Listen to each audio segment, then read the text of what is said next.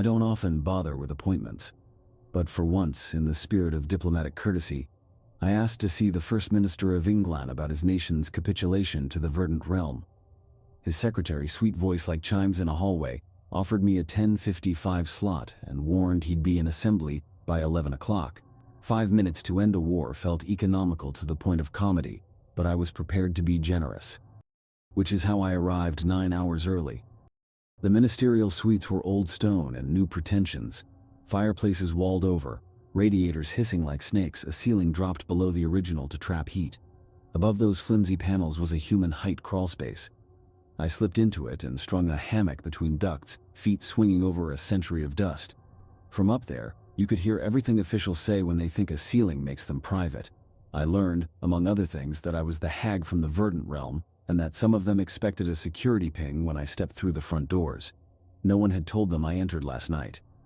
At 10:30, 4 thick-necked men with sidearms filed into the First Minister's office and didn't come back out. At 10:55 on the dot, I palmed up a tile in the anteroom, dropped behind the secretary's chair without a sound and said, "Pax Oniva, 10:55. She flinched, recovered, and gestured toward the inner doors. "Go right in. He's expecting you." "I imagine he is," I said, and moved through. Their choreography fell apart when I entered from the wrong direction. The 4 heavies scrambled to reform their little perimeter.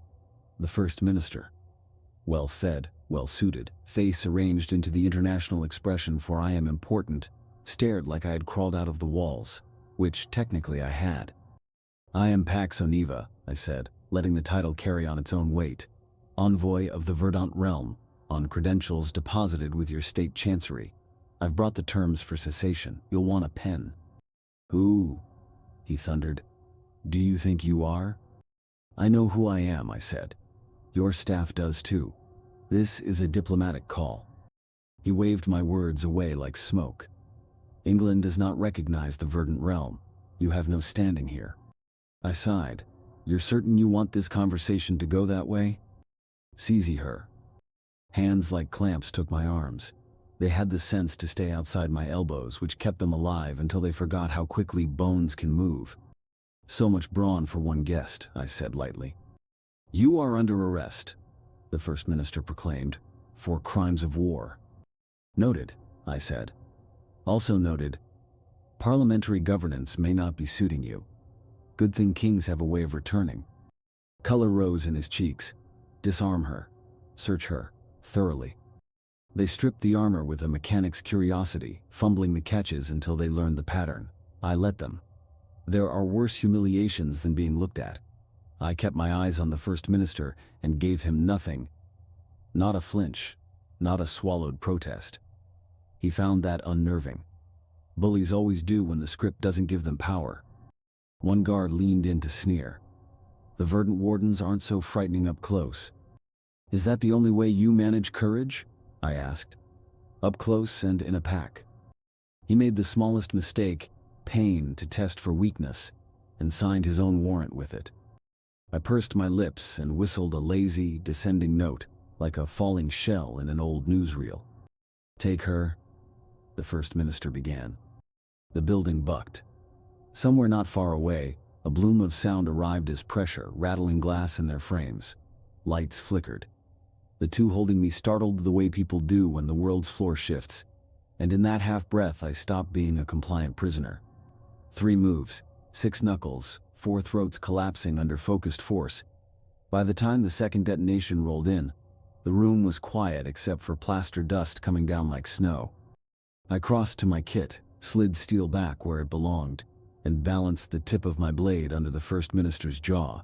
He stood very still and listened to the last concussions fade into sirens. "That," I said conversationally, "was your assembly hall. I did warn you that your flavor of governance isn't working. Hard to function with men like you in charge." He croaked. "How?" "Your air defenses are excellent," I said. "We didn't bother contesting them.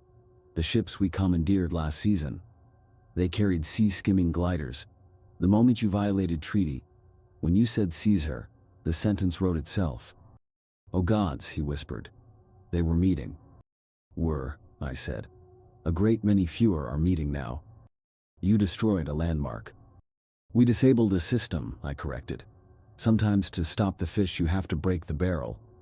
The sirens arrived in layers. Police, fire, emergency medics, everyone important arguing with everyone else across the plaza. I told the First Minister to undress. He told me to be serious. I put a shallow red reminder in his skin with the edge of my blade, and he decided seriousness was relative. I stepped into what clothing they hadn't cut, then seated my cuirass against bare skin with a clenched jaw. The underlayer was a loss. The First Minister fumbled buttons with the panic of a man who had never had to learn speed. I took pity and sliced his last garment free in one neat draw. He didn't appreciate the assistance. Empty mind, heavy indulgences, loud ego, I said, scanning him the way a medic might. I knew you'd try theater. A ceiling tile slid aside and Ward Hasu flowed down from the shadowed space above, landing without a sound. The First Minister made a soft, strangled noise. You only had to say the word, Hasu said, eyeing the sprawled guards. I would have removed them. There was no need to invite their foolishness. I wanted the record to be plain, I said. Predictable men are useful when the world is watching. False ceilings, Eshu said, glancing up. Heat capture. A gift to anyone who prefers to listen from above. Also an excellent place to plant other people's ears. He held up a tawny wafer of electronics. Not ours. By then, the plaza below had flooded with uniforms and suits, all of them convinced they were in charge. That argument ended with a pistol crack and a voice that rolled across stone like thunder. Gentlemen, Blade Boric said, stepping out of a firefighter's coat he'd shed like a skin, you're done shouting. I'm the one giving orders. They glanced up at the military helicopters circling, relief dawning that someone with bigger guns might fix their problem. Boric pointed with 2 fingers. The pilots you expected are indisposed, he said mildly. Find your radios, fire, contain the blaze. Police, corral the press along the east colonnade. Investigations, you may tell the cameras you know who is responsible. Here's a hint. Us. Medics, the living first. Then the names of the dead. They hesitated a heartbeat too long and Boric smiled like a man laying down cards he knows will win. Move. Small booms popped in the middle distance. Our teams disrupting surface to air batteries with shaped charges. The men flinched again. Relax, Boric said. We're cutting the fences. If we wanted you gone, you would be. He turned toward the press corral. Now, let's give them their story. When Ward Hisu and I appeared at the head of the stone steps with the First Minister between us, he in nothing, I in scuffed armor, microphones swung on their cables like weather vanes. For a moment there was only the collective sound of people failing to decide whether to laugh or gasp. Boric's voice carried testimony. I nudged the First Minister to his knees. Ward Hisu stood behind him, still as a pillar. My name is Pax Oniva, I said to a dozen lenses, envoy of the Verdant realm, on credentialed mission to negotiate an end to hostilities. The First Minister repudiated those credentials, ordered my unlawful seizure, and directed his men to degrade and search me without cause. He ordered me removed from the seat of government without clothing. Ward Shu asked without looking down, Do you deny the acts? The First Minister rasped, She is a criminal. We live and die by covenants, Ward Hasu said, and there was something iron in the syllables. When a covenant is broken, we enforce the clause. An envoy is a covenant between peoples. In the age of the High Khan, a nation died for breaking it. I have judged today's crimes and passed sentence. He did not shout. He did not raise his weapon high for the cameras. He simply drew a clean line through a man who thought law protected him from consequence. The collective breath of a nation stopped, then returned all at once as a howl from the press pit. If the Crown of Inglain wishes terms, I said into the stunned noise, send a messenger to Verdant Spire. That envoy will be treated better than I was. We left by the fastest route that didn't involve the front steps. An army helicopter knifed down into the ministerial car park, its crew temporarily missing. One by one, we sprinted, vaulted off the hood of a black saloon, and caught the skids. The bird clawed sky while 2 others rose from different corners of the city and slid into formation. In a quiet palace room that smelled faintly of beeswax and old books, King Leon IV watched the security recording for the 3rd time. He did not swear. He didn't need to. Queen Rhea's jaw told the story in the set of its line. As a woman, she said, voice tight, I won't pretend he didn't earn what he got. As a queen, I wish I had the power to deliver it myself. As a king, Leon said, I agree. He embarrassed the realm. He ignored counsel. He ignored me. You are the realm, Rhea said. By prerogative, he answered. Constrained by laws, Parliament wrote for itself. Custom binds the hand, parchment knots it. Parliament is not meeting, she said softly.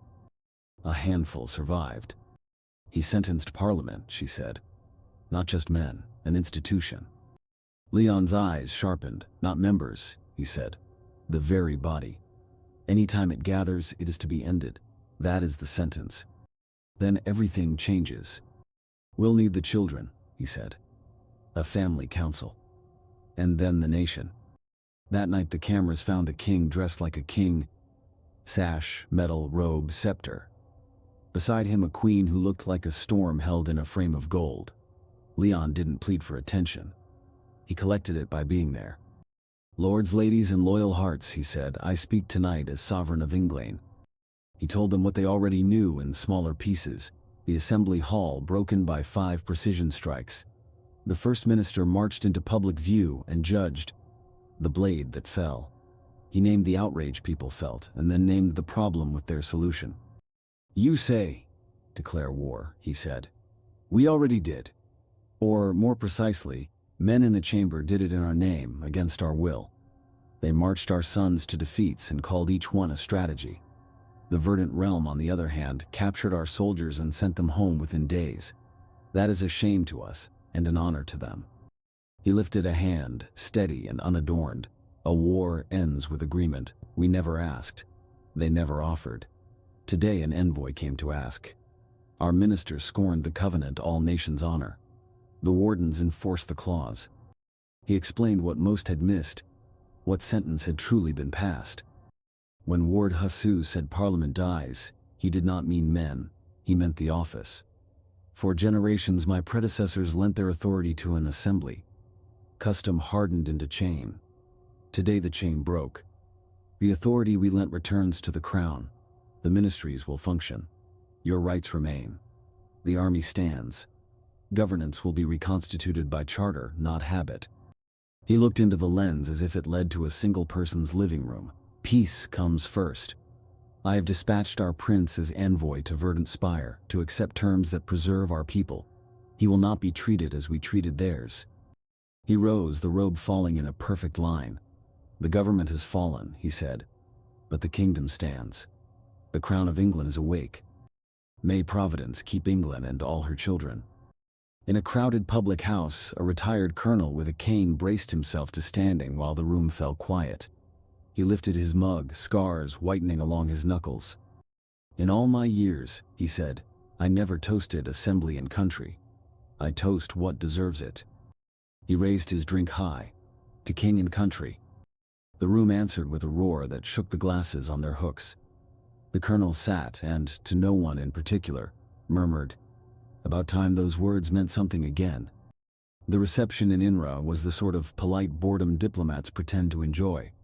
Ambassador Juilliard of Franca nursed a tonic water while Ambassador Lorenz of Espa complained about the Verdant Realm's demands. Neither man intended to surrender. They said it often, as if repetition could turn it into strategy.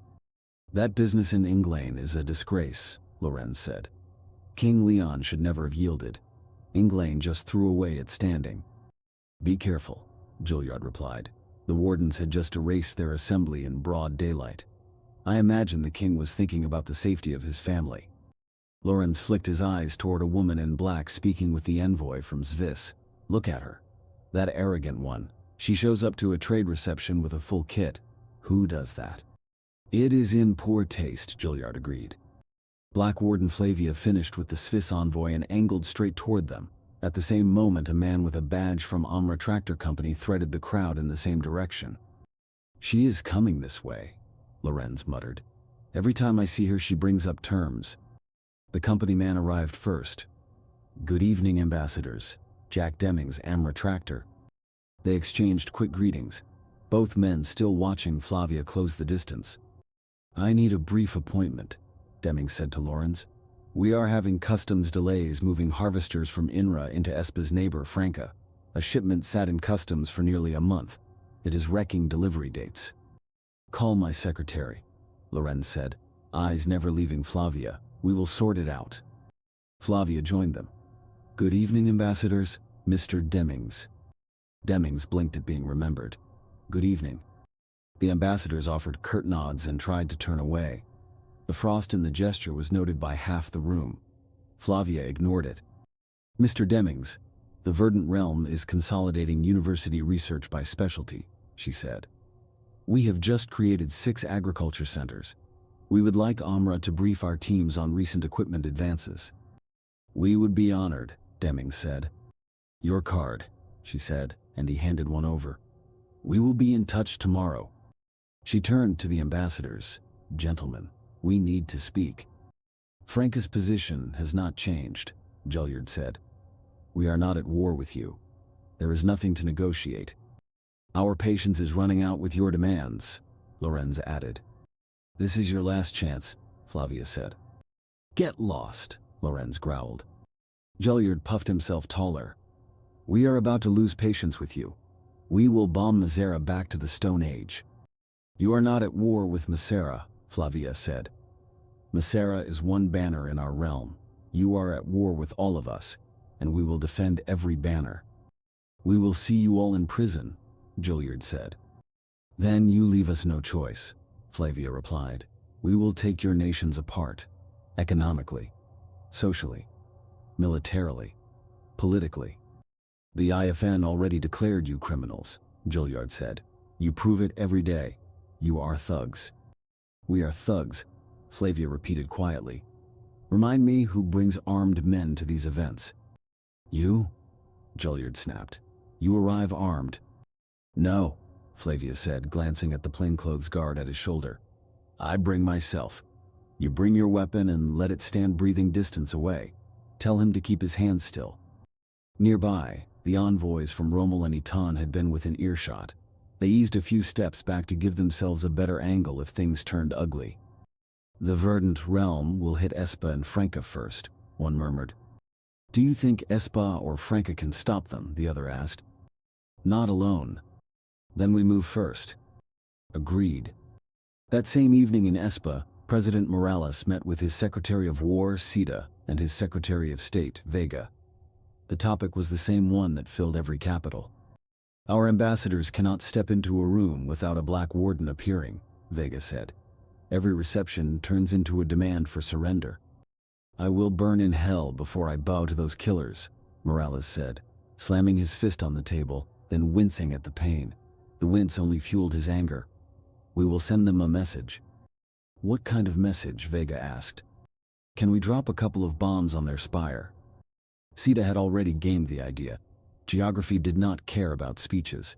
To reach the Verdant Spire with aircraft, they would need to move a carrier close. Every approach sailed past coasts or seas under realm control. Their group would be in range of land-based strike aircraft with anti-ship missiles for too many miles. And that was before you counted the realm's navy, the combined fleets of a dozen nations, plus the ships seized from Chen, plus the growing flotilla of small submarines trained by relentless drills. In a straight fight, Espa would lose. We have no forward base, Sita said. We would have to send the carrier. Then send it. To get within range, Sita said, we must pass Eastland, which they hold, or swing around Surprise. Either way, their air force will have shots at us. What does the Admiral say? Morales asked.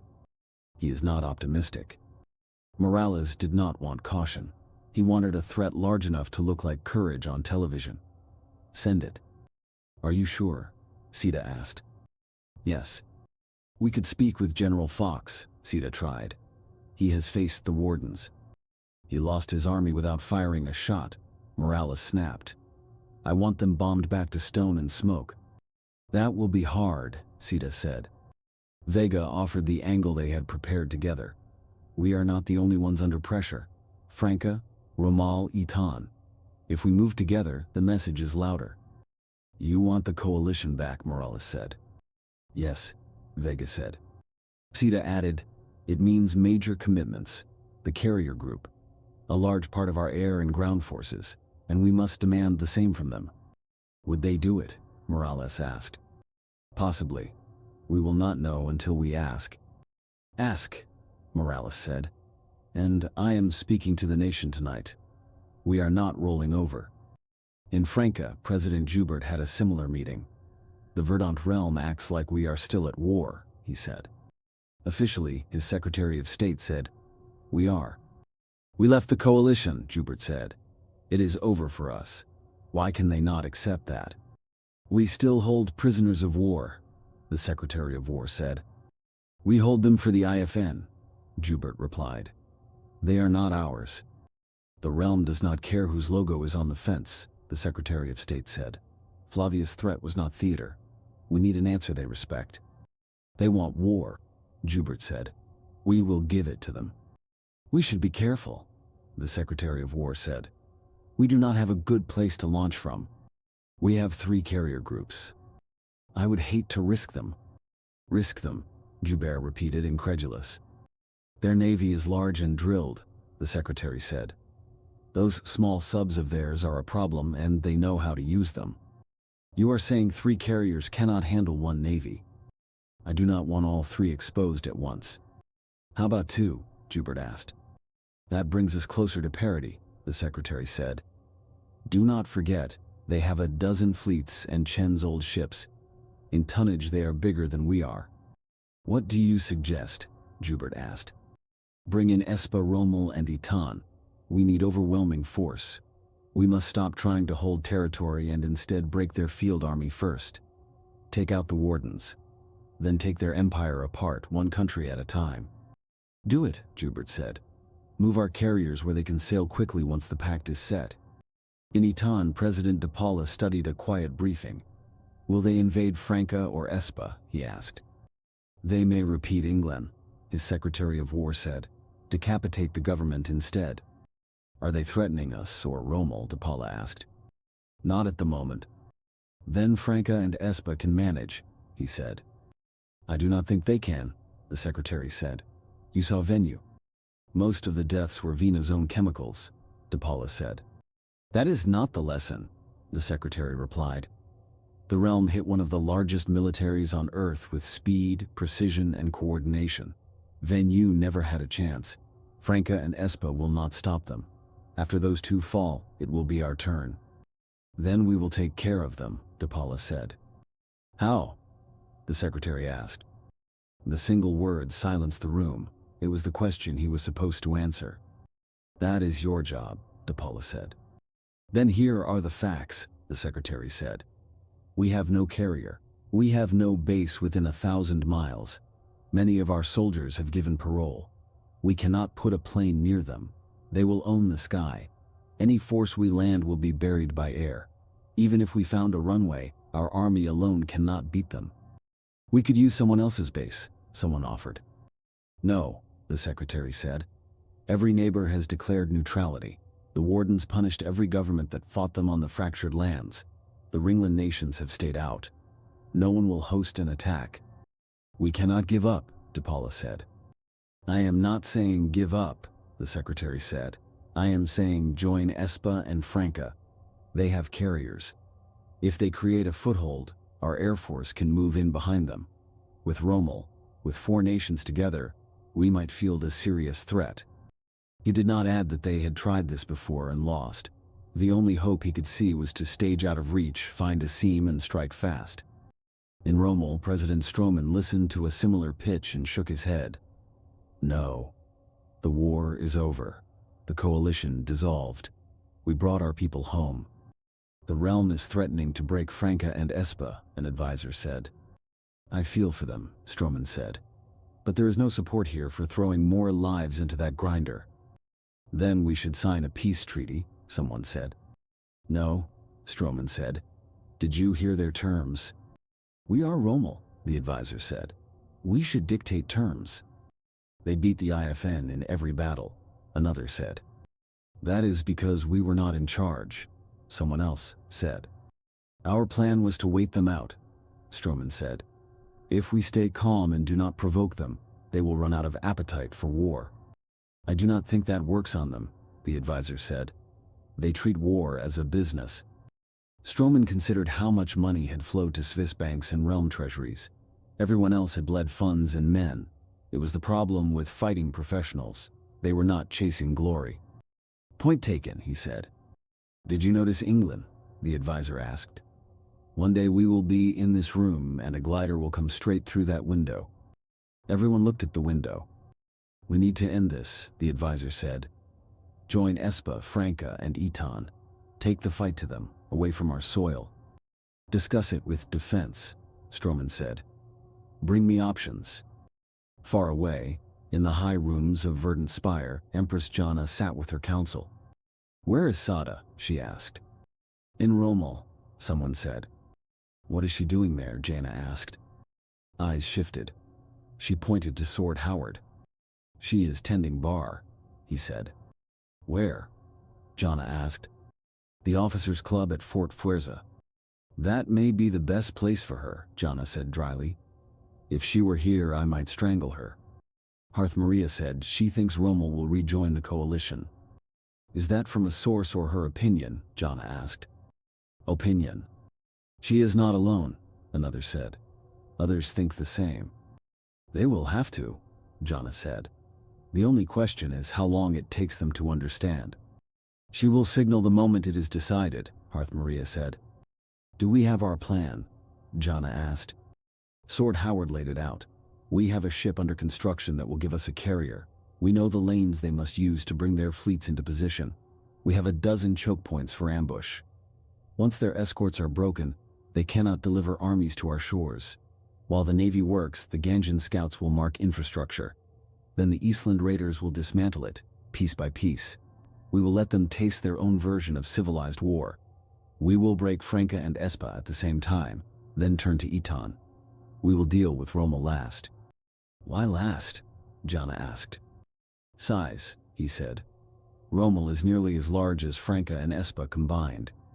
Reasonable, Jana said. Any chance Rommel folds before we get there? There is always a chance. Then we proceed by the Swiss treaties, Jana said.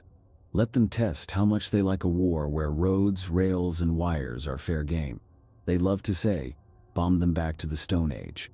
We will see how they enjoy living there. The Secretary General of the IFN, Jacques Desquois, walked the long corridor of the new headquarters with his chin almost touching his chest. The jokes in the press had been bad enough, but after the Sandy Dancer and Penn Sada debacle, even diplomats who once courted him now crossed to the far wall. He could feel the door closing on his tenure. All it would take was a single voice in the chamber, and by night, he would be replaced. A knot of men waited outside his office. He froze. Ambassadors from Franca, Espa, Rommel, and Eton stood shoulder to shoulder at his door. There was only one reason they would arrive together like this, and it was not to offer sympathy.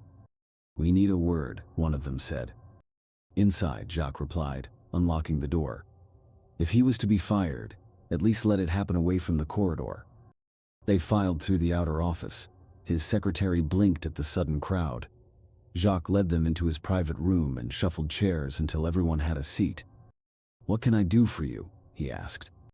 It is the Verdant Realm, one said. We have a problem. I told you, Jacques said, hands spreading.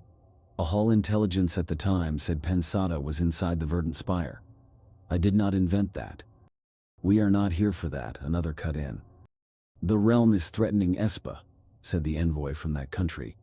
Economic ruin, social upheaval, military punishment, political collapse, those were the words.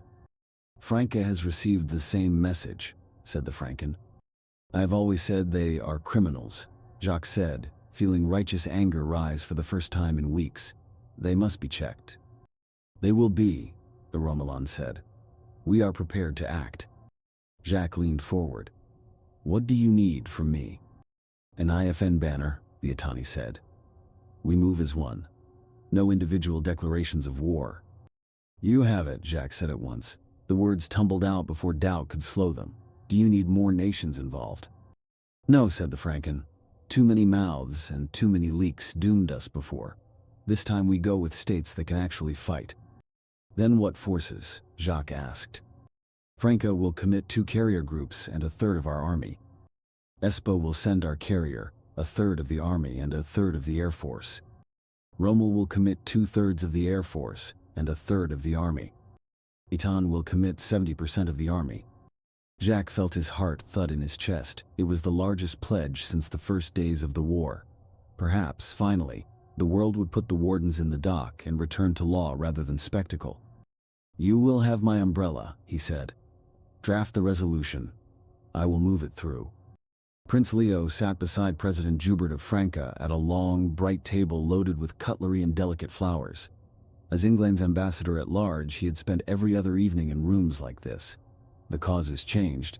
The choreography did not. Joubert frowned into his wine. "This realm is getting bold. One of their black wardens cornered my ambassador in Inra and pressed him to consider surrender." "Are you going to?" Leo asked. "No," Joubert said at once. "We quit the coalition. The war is over where Franca is concerned. They can accept that." "I doubt they will," Leo said evenly. "We will not pay their price," Joubert said. "And beheading a head of government on camera after demolishing the assembly. Barbaric." "It did bring your neighbor's king back into the business of ruling," Leo said, the faintest suggestion of approval in his voice. "I do not care what England accepted. Franca will never sign their terms." "In that case," Leo said lightly, "I will tell my staff to take some leave and go home. Things may get lively here." "Do not be absurd," Joubert said. "What will they do? Level the country?" "You might ask the envoy from Mayur," Leo said. "Please. In Mayur they pulled pranks. We are not Mayur." "I read a note that an auger chewed through your national fiber trunk 3 days ago," Leo said. Half your long-distance voice and data went down. "These things happen," Joubert said. "Of course," Leo said, and let the sarcasm sit. "What?" Joubert asked. "I would wager the auger was parked beside a bright sign that said 'Do not dig here,'" Leo said. "I do not have that level of detail," Joubert muttered. He had the unsettling feeling the prince was correct. "What will they choose for tonight?" Leo wondered. "Jade Force is not here," Joubert said. "This is Franca." "Any landmarks you are particularly proud of?" Leo asked. "Several," Joubert said. "Then you might add guards," Leo suggested. "We already have excellent security." The lights went out. For a heartbeat there was silence, and then the dining hall dissolved into noise. Chairs scraped. People exclaimed. Phones came up like tiny stars as guests tried to light their immediate world. A few smokers flicked lighters, and one simply lit a cigarette to the disgust of his neighbors. The security officers nearest the president had been wearing night vision goggles. When 2 well-meaning waiters arrived with flashlights, the sudden glare produced a chorus of curses. A guard took a light and bent to the president. "The backup generator exploded," he said. "What happened to the main grid?" Joubert asked. "A power station fire," the guard said. "A quarter of the city is dark." "And our generator just happened to explode," Joubert said. "Yes," the guard answered. "We have men investigating." "We are recalling our people," Prince Leo said, not bothering to lower his voice. Joubert shot him a glance, then waved a waiter over. "Bring candles," he ordered. "We will dine by candlelight." "How romantic," Leo said, grinning. Diplomatically, Joubert said, "Do be quiet." Leo laughed. When the room had calmed a little, Joubert raised his voice. "We have suffered a power failure. There was a minor issue with the generator. Probably poor installation by the lowest bidder." A faint ripple of polite laughter moved down the table. "Candles are on the way. We will continue." The tone around the table softened. People began sharing their own outage stories. Servants moved among them with boxes of candles. Leo watched the show and saw a different performance entirely. This was not the warden's usual style. They preferred to cut heads rather than wires. This felt like something else. Death by 1,000 cuts. He realized, with a chill, that Joubert did not see it coming. He leaned close. "We should step into a side hall," he said softly. "Now." "Why?" Joubert asked. "Because I am about to say something you do not want repeated," Leo said. "Very well," Joubert said. A minute later they stood in a small alcove away from the noise. At dusk, Kimmel Katten crouched beside a tall transformer set a timer for 8, and backed away. The last package of the day. He glanced at his partner. "It is set," he said. Virgil Asker nodded. "Then we are done," he said.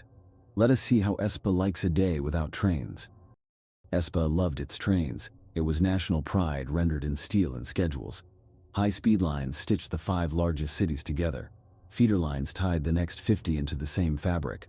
Local lines reached almost every town, and a special tourist beltway train circled the nation like a moving holiday. 60% of tourists rode it each year. Freight and passengers shared the same arteries, and the boast was simple. You could get from anywhere to anywhere in 8 hours. All of it ran on electricity. All of it depended on the squat metal giants Kimmel and Virgil had been visiting. When those transformers blew, the lines would die. The long white trains would stop where they were, doors shut, air conditioners off, voices rising in sealed cars. Kimmel and Virgil were only one team. There were 4 teams today. 6 packages each. 24 critical transformers. Months to replace. A map of delays stretching across a nation. "That will teach them to hit us," Virgil said. "They did not hit us," Kimmel said, and they both smirked at the old argument. They were Hamasadan ultra-light infantry. Sabotage and hit-and-run work were their specialties. They had fought that way in the hills at home for years. Now they were fighting abroad for the realm, and history would note the first time Hamasadan raiders took their skills outside their own borders. "Back to the hotel," Kimmel said. "Tomorrow will be louder." "Next week is bridges," Virgil said. "Traffic jams in all directions." "We will need to be careful," Kimmel said. "We do not blend in here. Not like home." "No," Virgil said. "But this is a powerful country. Taking apart something this big has its own thrill." "I never thought I would fight for the realm," Kimmel said.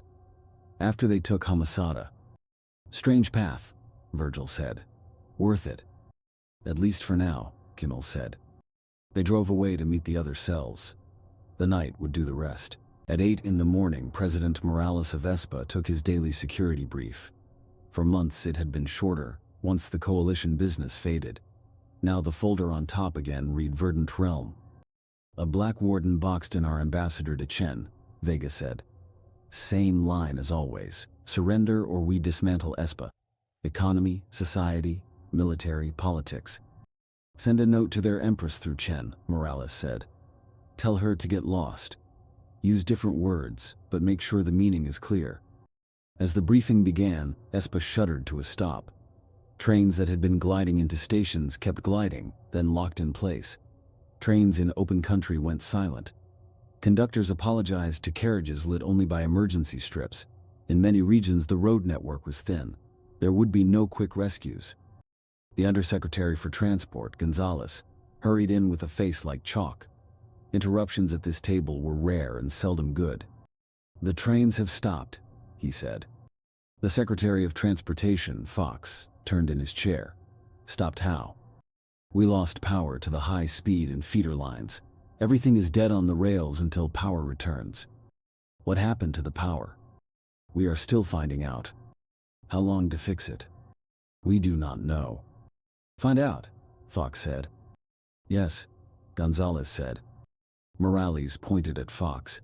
"Prepare a statement. Explain what happened. Promise it will not happen again. We need confidence back in the system." "Yes, Mr. President," Fox said. Gonzalez returned, paler than before. "Sabotage," he said. "At least 8 transformers blown." "How long to repair?" Fox asked. "We do not have the parts," Gonzalez said. Morales slammed a palm on the table. "What do you mean we do not have the parts?"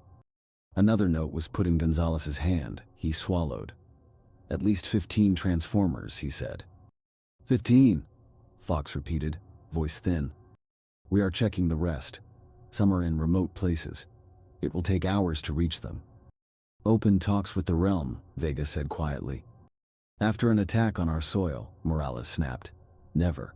Tell Franca, Eton, and Rommel I want the timeline moved up." In Franca's war ministry, President Joubert sat at the head of a smaller, harsher table. A police director stood before a screen showing a timeline. "The first strike was against long-distance communications," the director said, pointing with a slim baton. A fiber trunk was cut. National Telecom rerouted traffic. Minor downtime. How is that minor? Joubert asked. Fiber cuts happen several times a year, the director said.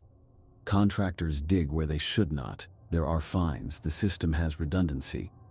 Joubert did not like the answer but waved him on. The second strike hit the capital grid, the director said. A major event. We were dark for 12 hours, Joubert said. They destroyed 3 main transformers at a distribution yard, the director said. Fires had to be extinguished before repairs could start. How long did the fires burn? Joubert asked. About an hour, the director said. So why 12 hours to restore? Joubert said. Transformers are large, heavy, and expensive, the director replied. You do not keep spares on every corner. You haul them in with special rigs. And the problem now? Joubert asked. They had only 2 spares on hand, the director said. Another strike like that, and some district sits without power for a month. So your answer, Joubert said. Guards at all stations, the director said. 3 new transformers on order. 6 to 10 weeks. Why were there not guards already? Joubert asked. There are a lot of stations, the director said. They are fenced. Police patrols usually suffice. Getting in takes effort. Destroying a transformer is dangerous. We will return to that, Joubert said. Last night. The slide advanced. 3 photos of a bridge appeared. 1 intact. 1 engulfed by a pillar of flame. 1 gone, leaving a hole in the highway beneath. The bridge to the national airport, the director said. It is a major artery. 1 highway closed outright. Half the airport access cut. Economic pain will be sustained. How did they do it? Joubert asked. 2 propane tankers under the span, the director said. Drivers walked to a waiting car. Propane vented for minutes. Then ignition. Fireball. Collapse. Injuries? Joubert asked. None, the director said. Low traffic hour. The trucks blocked the underpass. Cars behind them reversed or ran. 2 more trucks blocked the top. Plenty of angry motorists. No casualties. Small mercy, Joubert said.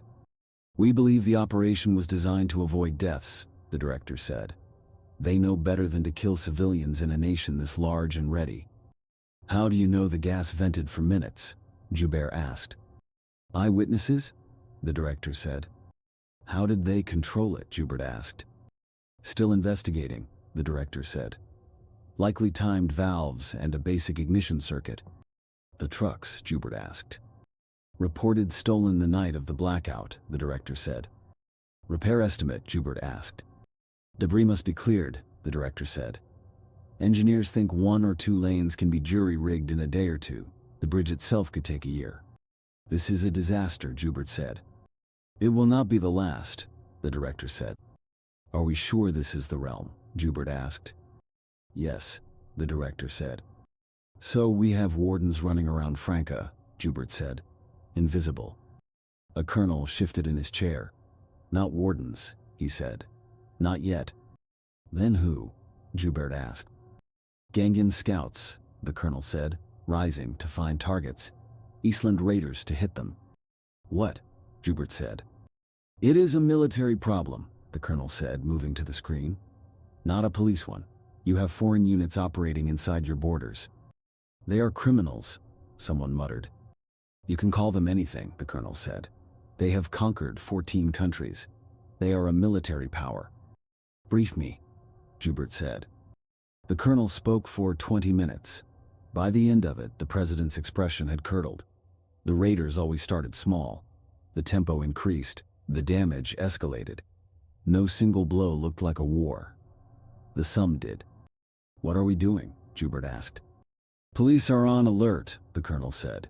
We do not have descriptions. There are many Eastland refugees who fled Palermo years ago. They may not be helping the saboteurs, but their presence will make identification harder. I asked about the army, Joubert said. We are posting units at key assets, the colonel said. Power plants, water works, major bridges. Coordinate with Espa, Itan, and Romal, Joubert said. Move the timeline up. The security advisor slipped into the room. President Juber looked up and asked, "What is it?" "The raiders had a bit of fun last night," the advisor said. "It is at our expense." "What happened?" "The water supply for Berge de la Rivière Rouge is red." Berge de la Rivière Rouge was a small town along a major river, famous for the bright red clay bank beneath it. It was not important in size, but the pictures of its riverfront filled tourist brochures. The Secretary of the Navy snorted before he could help it. He could already hear the news anchors making jokes. Glaring, the president repeated, "What happened?" "Someone poured 500 gallons of concentrated red food dye into the town system," the advisor said. "It is not toxic, but anyone who showered this morning will be pink to scarlet for a few days."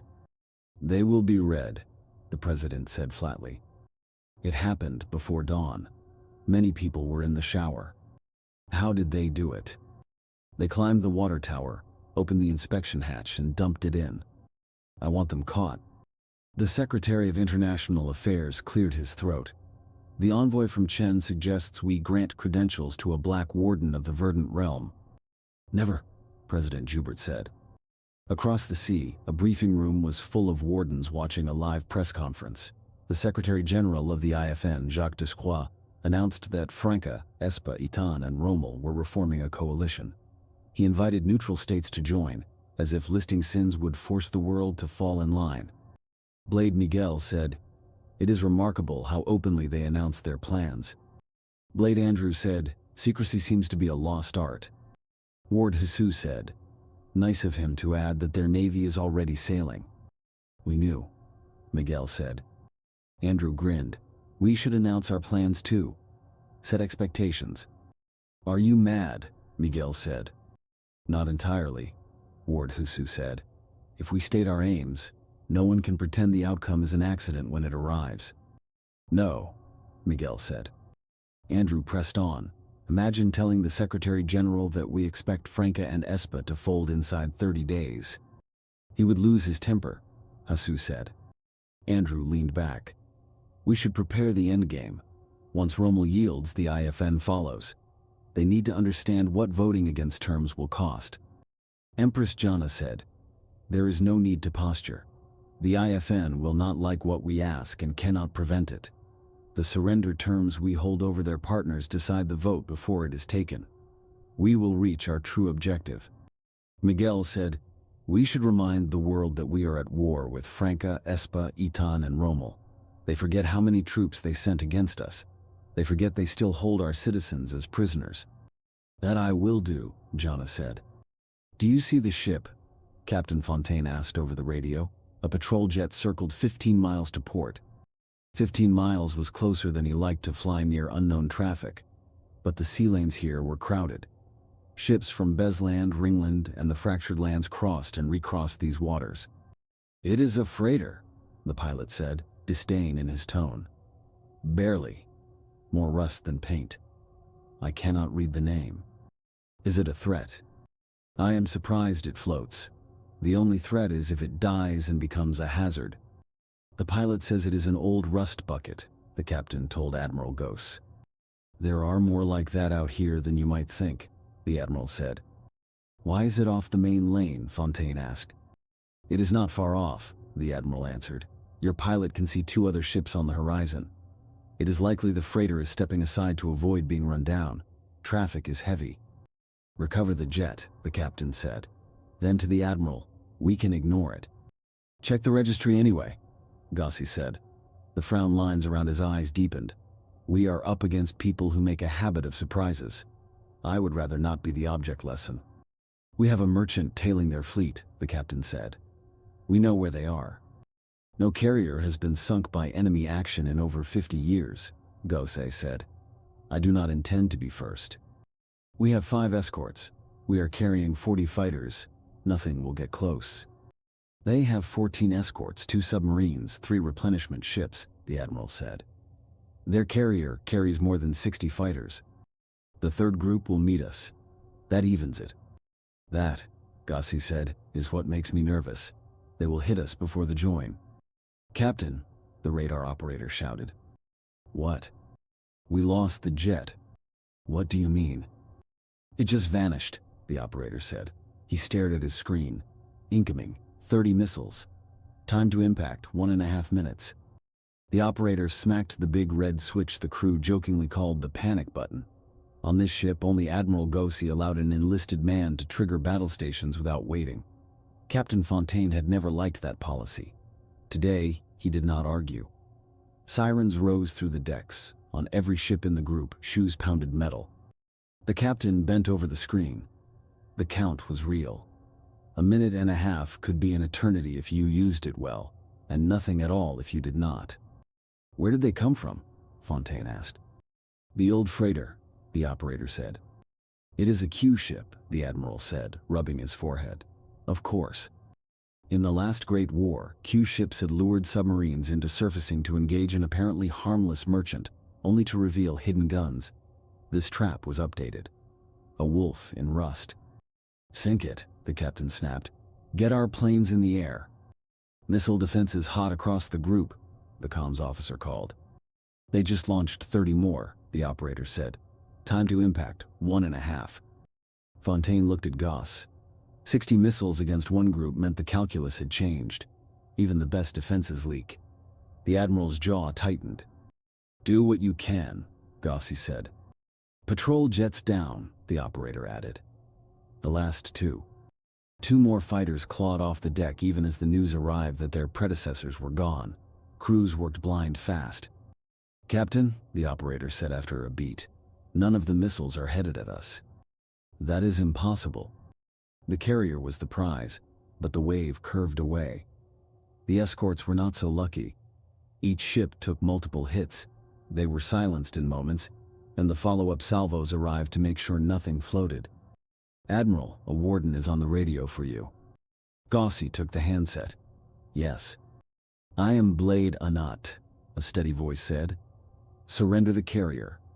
If you refuse, it follows your escorts. Goss took a breath and counted the lives under his hand. More than 1,000. With the screen gone, there would be no stopping the next wave. And there was likely a submarine below the Q ship, waiting. I surrender, he said. You cannot, Captain Fontaine shouted. There are 1,000 men on this ship, Gossi said evenly. Will you kill them all to trade for a handful of enemy missiles? If so, I will relieve you now. Damn it, the captain said. Recall the fighters, Gossi ordered. Blade Anat said, you may begin rescue. Thank you, Gossi said. He did not believe there would be many survivors. The ships had been pounded. Launch helicopters, he told the captain. Pull anyone you can out of the water. Aye aye, Fontaine said, voice clipped. Full stop, he ordered his bridge. Commence search and rescue. Jade Force captured one of our carriers, the Secretary of the Navy said. He could barely get the words out. President Joubert stared as if the sentence had been uttered in a foreign tongue. A carrier taken, unthinkable. Franca would be a punchline by morning. You are fired, he said. Yes, Mr. President, the man replied. Shall I leave now or brief my successor? Leave. The former secretary gathered his files and stood. It has been an honor to serve, he said, and walked out. Half the room thought the firing unfair. Everyone understood the anger. We have raiders tearing at our infrastructure, dyeing our citizens red, and now we have an enemy sailing our carrier, the president said. This is Franca, not a backwater. The defense secretary said, we lost more than the carrier. The escorts are down. What does this do to the coalition? The president asked. Another Franken group is committed. ESPA has one. We can continue. I will take your word, Joubert said. Draft a statement. I will have the press secretary shape it. Do we commit our reserve group? Someone asked. No, Joubert said. Centuries ago, ESPA had bled itself poor fighting at sea. It had rebuilt slowly. Even now it had had only one carrier, El Toro, small by modern standards, but a floating flag that made ESPA proud. A carrier group is layered with defenses, long, medium, and short range, sensors that see far, fighters that prowl, escorts with eyes and teeth. It is meant to be the hardest thing in the world to ambush. Its weakness is a patient submarine in shallow water, lying on the bottom where sonar returns are messy. Modern patrol planes can find them if they look often enough. You do not fly such patrols over friends. It looks like distrust. El Toro's group passed close by Borad, a friendly shore. 5 small submarines rose to periscope depth and fired. The carrier and 2 escorts were each assigned torpedoes. There was no warning, only a panicked sonar call as the patterns resolved into a threat. Sirens sounded. Orders flew. It was not enough time. The torpedoes all found their marks. 3 ships began to drown. Before the group could mount a reply, the submarines had settled back into the broken bottom and vanished from instruments. They waited while chaos ruled above them. Boats from Borad swarmed out to help pluck men from oil-slick water. The surface ships struggled to coordinate rescue while staying ready for a second strike that did not come. The extra traffic masked the submarines as they slid away. By the time the sea was calm again, they were gone. President Morales watched video of the rescue with a face like stone. This was the worst defeat at sea ESPA had suffered since the last Great War. El Toro was the pride of the fleet. He had promised it to the IFN. He could not deliver it now. His speech about trains and sabotage had played well at first. People were angry and wanted someone to blame. Then, Empress Jana spoke. She recited troop counts ESPA had sent to stomp a young realm flat. She said ESPA still held citizens of the realm's countries in camps, and that wars end only when both parties agree. She said plainly that the war continued and would end only with ESPA's surrender. She did not bargain. She did not smile. The press slaughtered his spokesman at the next briefing, line by line, until the man fled the podium. When reporters began asking openly about a peace treaty, Morales went on camera again and called the realm a criminal enterprise. He said ESPA would not be blackmailed by hoodlums. He said sabotage was not a battle and that ESPA's military, freed from coalition confusion, would show the wardens their place. Now a battle had occurred, and the sea had judged against him. He looked like a fool. The carrier he had bragged about was on the bottom. ESPA and Franca are 2 of the most powerful nations on Earth, he said. And damned Mazera is kicking us. What is wrong with this picture? I do not know what to say, an aide answered. There is nothing to say, Morales said. Draft a statement about El Toro. Any good news about the trains? He asked. No. Damn, I wanted something positive. They took out 24 transformers, the transport minister said. We have replaced 10. We are waiting on 10 more. They promised to break us economically, socially, militarily, and politically, the foreign minister said. Economically they have done it, the finance minister said. Freight is stuck. Tourists are gone. Militarily they just sank our carrier, the defense minister said. I doubt they are finished. The political damage will be brutal, Morales said. How will they break us socially? The education minister asked. Have you read their terms? Morales asked. No. They say there are 60 million refugees in the world, Morales said. They want us to accept 3 million permanent residents with a path to citizenship. That could change who we are, the minister said. Exactly, Morales said. Captain Marin of the Francan Navy glanced at the television in the corner of the officers' club at Fort Fuerza in Rommel. The screen showed rescue boats around an oil-stained patch of sea. Sally Daniels set a glass on the bar in front of him. He wished it was stronger, but at least the service was quick. What is wrong, General? She asked. Do the anchors on my collar mean nothing? He asked. I noticed them, she said. I am not sure what they mean. He stared, incredulous. How could someone work a military bar and not know rank or branch? I am Navy, he said. Not Army. Sorry, Admiral, she said. Captain, he corrected. Sorry, Captain, she said. What is bugging you? The news, he said. The ship that was captured or the ships that sank, she asked. Yes, he said. As a Navy guy, I can see how that bums you out, she said. At least your ship is fine. That would be worse. Her cheerful logic did not help. It might as well have been, he said. Bad day, she said. It will get worse, he said. Why? They will come ask me what to do next, he said. That is easy, she said brightly. Go over there and fight them. He almost laughed. We need a place to gather forces, he said. You cannot just go. Too bad you do not have a secret base on a deserted island, she said. Like in spy movies. He lifted his glass. Too bad, he said. Here is to secret bases. Your sandwich will be out soon, she said. Wave if you need more tea. An hour later, Marin sat in the war room behind Admiral Tack. Senior officers slid into chairs around a round table. Aides lined the walls. Will Franca pull the carrier group they promised? Someone asked. No. Will they send another? No. They will not risk all their carriers. If they do not, they waste the one they gave us.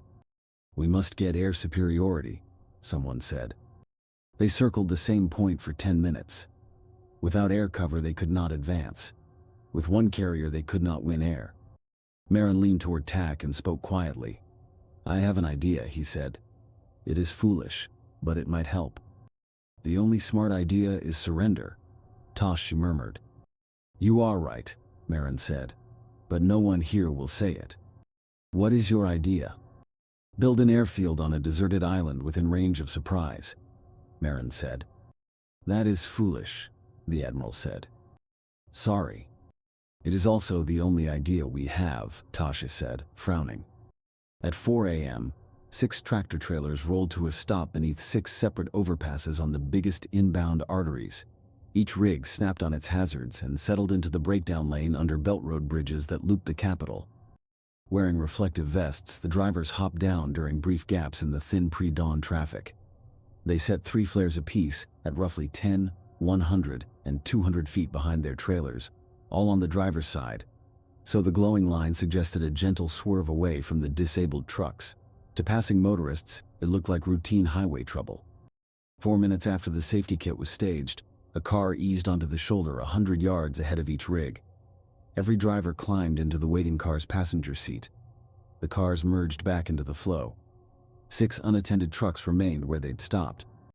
Traffic at that hour was steady but light. A few hours later, these roads would be jammed with commuters, school drop-offs, and delivery vans. For now, most drivers barely spared a glance. Breakdowns happen. At 4:20 a.m., 6 thunderclaps ripped across the city. These were not backfire pops. They were building leveling blasts that shattered glass blocks away. The bridges above the trucks didn't sag. They disintegrated. Slabs and rebar turning into airborne rubble that chewed through anything nearby. The pavement beneath collapsed into craters big enough to swallow a semi. Cars barreling along the beltway had no time. Vehicles beneath vanished in the flash. On the upper roads, drivers plunged into dust, assuming the deck still spanned the gap, only to launch into empty space. Those on the lower lanes fell into the pits as rooflines from above rained down on them. In a single minute, 10 major corridors were severed. Detours pushed 4 lanes worth of vehicles onto skinny surface streets. Cross-traffic snarled. A simple 20-minute commute from the outskirts now sprawled into an unpredictable ordeal. The capital's roads locked up. President Joubert stared at the wall map in the crisis room. 6 orange blots marked the blast sites. Long stretches of freeway were blacked out. Alternate paths were shaded green, yellow, and red for capacity. 1 narrow stripe was green, 2 were yellow, the rest screamed red.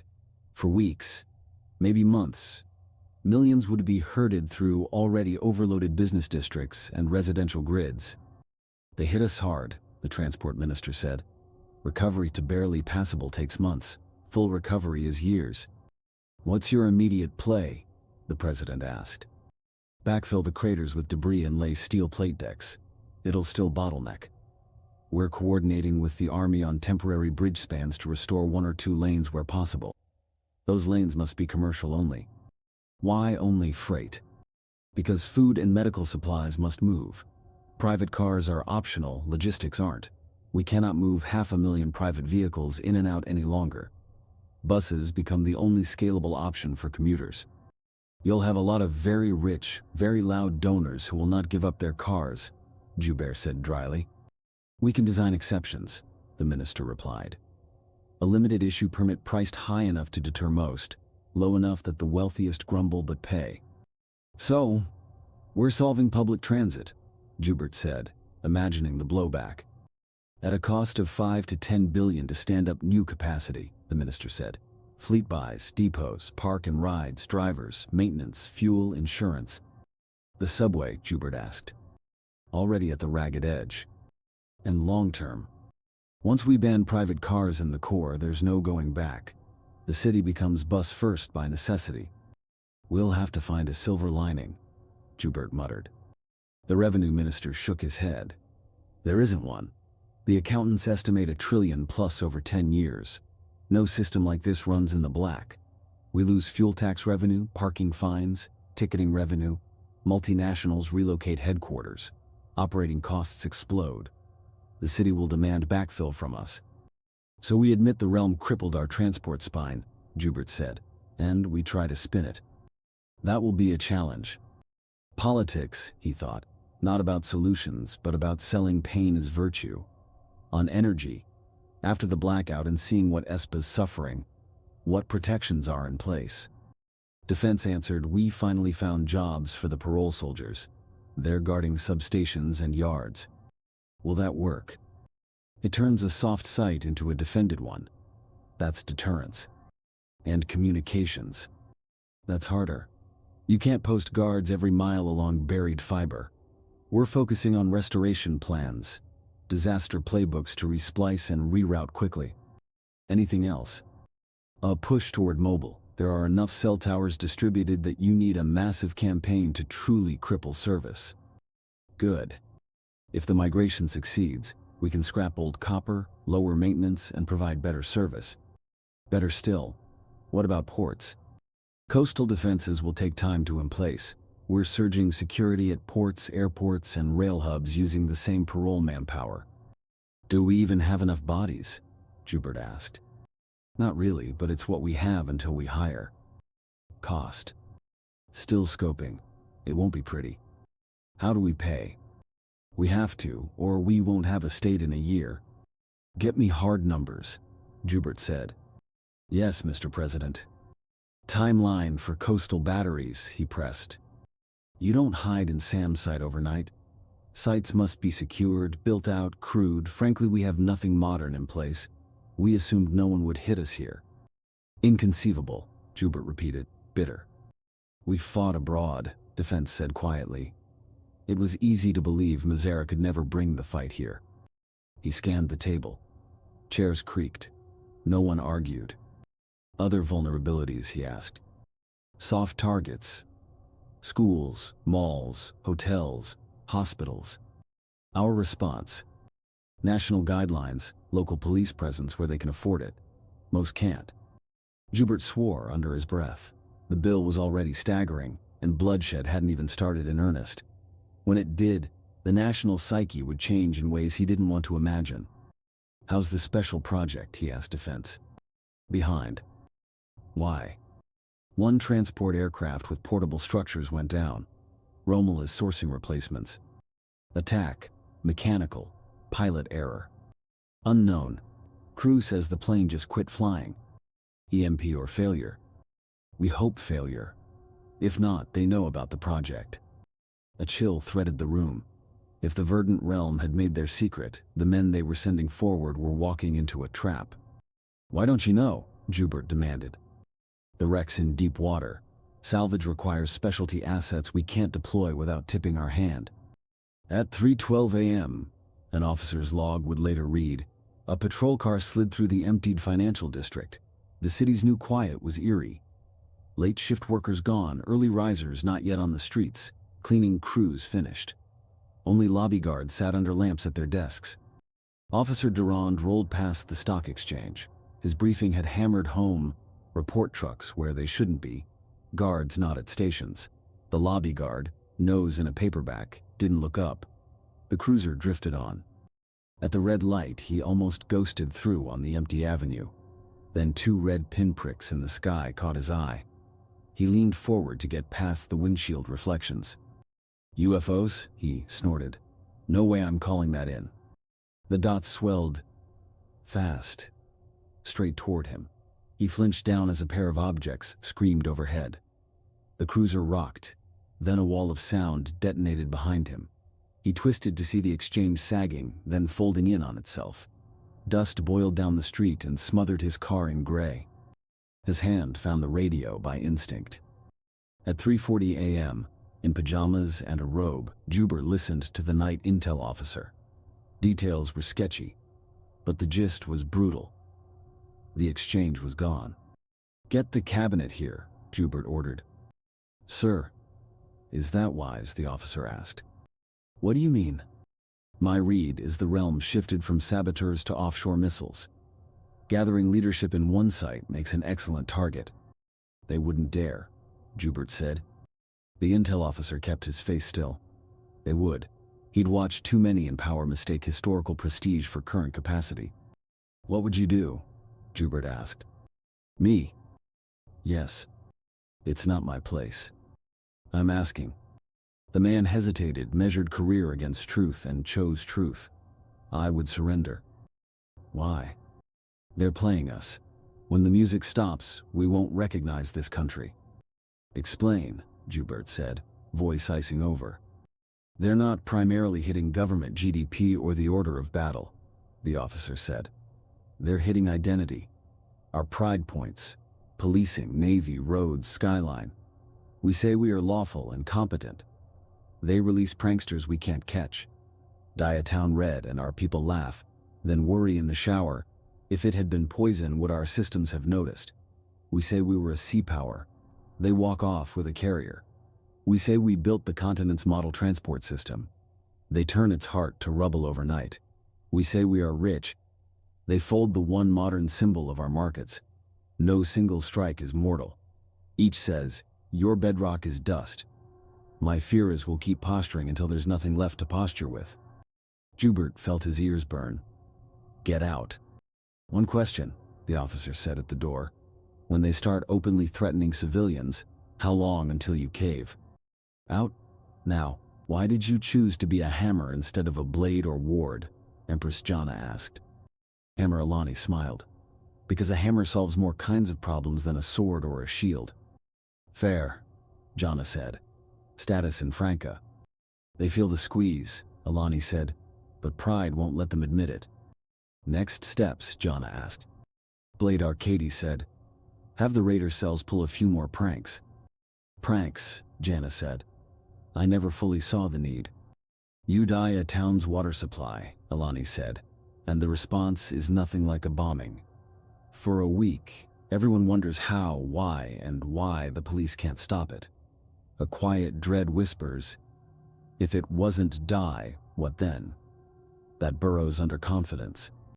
"They're hosting a national fireworks show next week," Arcady added. 15 minutes scheduled. We'll condense it to 15 seconds. "They'll think the sky is ending," Jana said. "That's the point," Arcady grinned. "Part of me wants to be there." "I wish Sada were around," Alani said, mischief glinting. "She'd stand beside the president on stage and applaud the world's shortest national fireworks." "You're terrible," Arcady laughed. "And you're right. She would." "What does it buy us?" Jana asked. "Max security, maximum embarrassment," Arcady said. "We show up anyway. Message received. You cannot keep us out." "How?" Jana asked. "The same remote triggers we used to cook off apartment armories in Palermo," Arcady said. "All at once. Very loud." "Where is Sada?" Jana asked, scanning the room. "She said she was going undercover," someone replied. "Where?" Jana asked. "Didn't say." 12 miles from the capital, Fort Fuerza slept light. The star-shaped walls dated back 3 centuries. Inside, 4 main buildings ringed the parade ground. The 5th, the old stables, had been torn down a century before. The biggest block of stone housed the Joint Command of Romal's forces. Just inside its door hung a bronze panel etched with the signatures of legends. A cruise missile threaded the open doorway, brushed past the bronze, and burrowed deep before detonating. Fire crews lost time the city could not spare. The main bridge to the fort was out. Offshore, 3 ships swung their big guns across Romal's largest harbor. 6 barrels per ship, 2 salvos each. Then the vessels turned for open water. The damage would take years to undo. By 4:30 a.m., President Stroman, yanked from sleep and sour about it, was staring at a sheaf of grim half-hour reports. That afternoon, Jana's helicopter skimmed low over patchwork fields on the last leg of a state tour.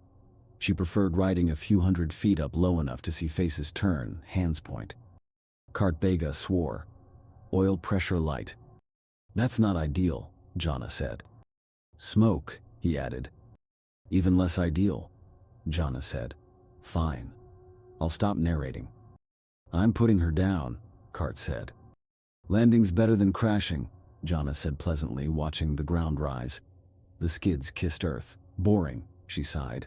I was hoping for a story to tell grandchildren. Ward Arkady shook his head. She complains professionally. And that crown has definitely gone to her head, Kart muttered, already opening an access panel. Jana hopped out, weapon at low ready. I'll secure the area. That's our job, Arkady said. Count the badges, she said. I see a cart and an empress, no blades. Rider, Arkady said a beat later. Single horse. Rifle. If 3 wardens can't greet 1 rancher, Jana said, we should retire to a beach bar and sell umbrella drinks. Cart ducked deeper into the housing. I'll find the issue. The rider pulled up, taking in the scene, then Jana. He was weathered, steady, comfortable in the saddle. Do I bow to an empress, he asked, eyebrow raised. That's not a thing I do. No bows, Jana said. No kneeling. No groveling. Good, I don't, he said. Nefel Musa. Jana, she said with a half smile. What do you need? Arkady asked. Nothing, Naive said. Saw you drop in, thought I'd see if you needed a hand. Come sit and talk a while Kart Sweet talks his machine, Jana said. Don't call my darling an egg beater, Kart grumbled from the panel. Naive swung down. He dropped the reins. The horse planted, ears flicking. Ground tied, Kart observed, glancing up. Nice work. Good mind on him. Thank you, Naive said, a little surprised at the notice. You ride? Naive asked. All wardens ride, Arkady said. A fighter should. A horse goes where engines can't. Cavalry's older than any wheel we've bolted onto anything. Naive studied them, respect softening his gaze. No wonder you beat the IFN, he said. You remember what fighting is. Don't give us too much credit, Jana said. The IFN participated enthusiastically in its defeat. Empress, Naive said. My son is in Franca. He writes that he's having the time of his life. Our light raiders are doing their work well, Jana said. You should be proud. I am, Naive said. He told me he brought down a bridge. You're Almina, Jana said. Naive blinked. Yes. Your son, and others from Almina, will come home with stories, Jana said. They've been busy. Naive nodded slowly.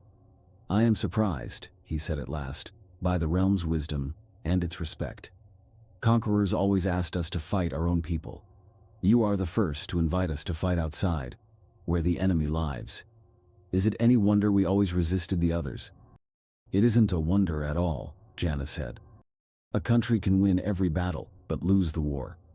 One would think that when that happens, there is also a country that has lost every battle while still winning the war, but that isn't actually the case.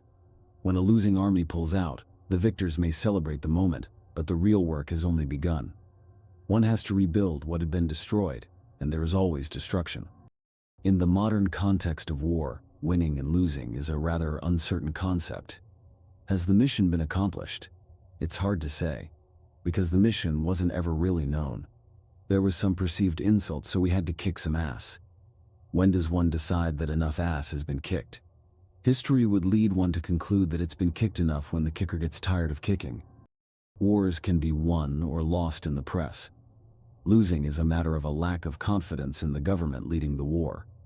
When the people stop supporting the war effort, the war is lost regardless of the outcomes on the battlefield. It might take years for the leadership of the country to recognize that the war has become hopeless, but that day will come. Espa and Franca had lost the war in the hearts and minds of their citizens, but the governments had not recognized it. The confidence was gone. The people were asking awkward, probing questions and not getting satisfactory answers. The countries of Besland had fought many wars over the past 50 years, but all of them had been on lands far away from home. War was something that happened over there, not here.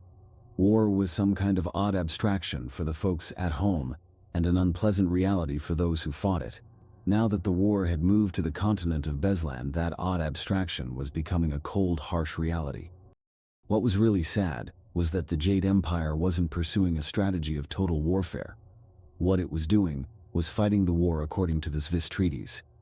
Taking out the infrastructure and leaving the people impoverished was classical military doctrine for the countries of Besland. Now that their roads were getting destroyed, their trains not running, and the electricity uncertain, the people of Franca and Espa were getting edgy. What had become a nuisance was becoming a real problem.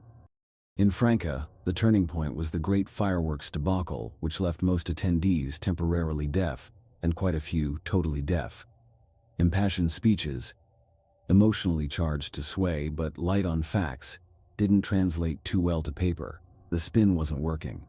Every time something like that happened, everyone was reminded that there was an enemy running around the country that the government was unable to stop. No, sir. Incredulous, Colonel Alvarez stared at the rather attractive woman who had been responsible for the latest catastrophe among many. She had red hair styled in a manner that was common among the enlisted women. He wondered who in her heritage had donated the genes for that bright red hair. It certainly wasn't a genetic trait common among the people of Espa. If she had been a civilian rather than one of the heavy equipment construction specialists, he probably would have tried to date her. He asked, "Are you seriously telling me that you understood you were supposed to bulldoze the fence that we just put up?" "Yes, sir." "Weren't you on the crew that put up the fence?" "Yes, sir." "Then you bulldozed it down?" "Yes, sir." "That didn't strike you as odd?" "No, sir. This is the army, sir." Suppressing a groan, Colonel Alvarez looked at the instructions she had been given. There was just one word missing from it, that word being between. She was supposed to level the ground between the fence and the road. The instructions said to level the ground, the fence, and the road. "You didn't think to ask for clarification?" "I follow orders, sir. They said to level the ground, the fence, and the road, so that's what I did." "Get out of here." This had been the assignment from hell despite its simplicity. He was creating a forward operating base without having to be under fire. As a military engineer, it couldn't get much better than that. It was a textbook operation. He was to put up shelters, a mess hall, sanitary buildings, a runway, a defensive barrier, and a command post. The shelters, mess hall, sanitary buildings, and command post were portable buildings that would be airdropped in. Murphy had to be celebrating. If anything could go wrong, it had. A plane carrying the portable buildings crashed on the way to the island. Half of the equipment and supplies that had been airdropped in had landed in the water. A third of the equipment was dead on arrival. "Yes, sir." Colonel Alvarez turned to the other man in the room and said, "Issue her a shovel. Don't even think about letting her near any heavy equipment. And for God's sake, don't give her a gun." "Yes, sir." "Get back to work." "One question." "What?" "Why shouldn't we give her a gun?" "Because if you tell her not to shoot until she sees the whites of their eyes, she's liable to interpret it as an order to shoot anyone with eyes." The lieutenant chuckled and then left the room. Colonel Alvarez said to the closed door, "I wasn't joking." Monday morning, Stephen Leclerc, owner of Leclerc Agricultural Supply, arrived at work and began processing outstanding orders. It wasn't until mid-morning that he discovered that 40 tons of ammonium nitrate had gone missing. Fully aware of what was happening inside Franca, he went to the telephone to report the theft. He felt like he was going to throw up just at the thought of how much damage that much fertilizer could do.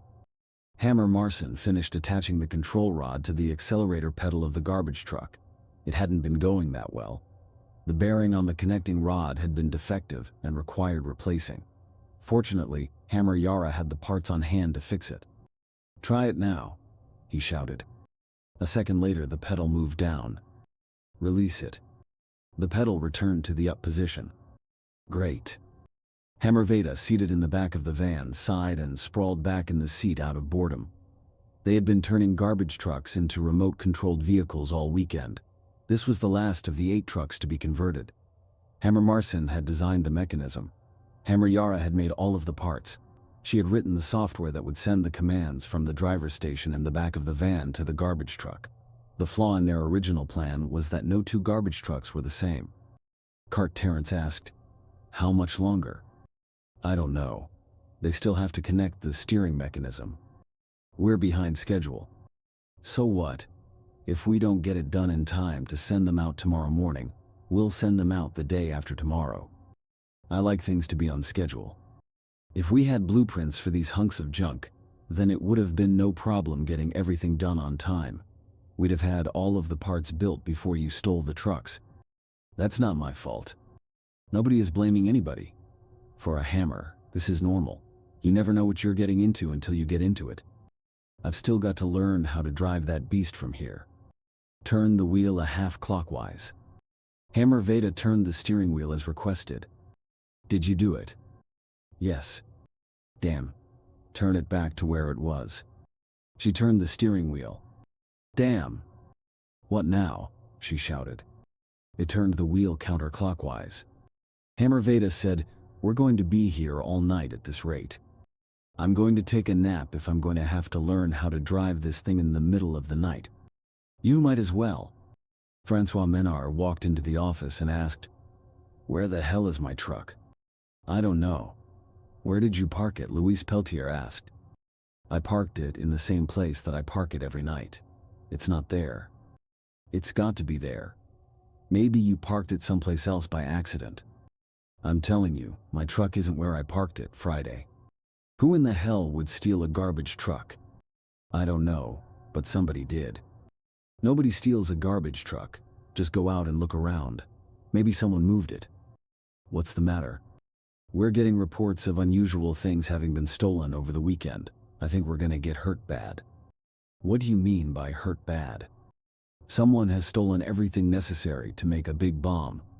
"What kinds of things?" "Fertilizer, diesel fuel, and 600 pounds of ball bearings." "How much fertilizer?" "We had a wholesaler call in to tell us that someone stole 40 tons of ammonium nitrate." "How much diesel fuel?" "One tanker was stolen at a truck stop while the driver was eating lunch."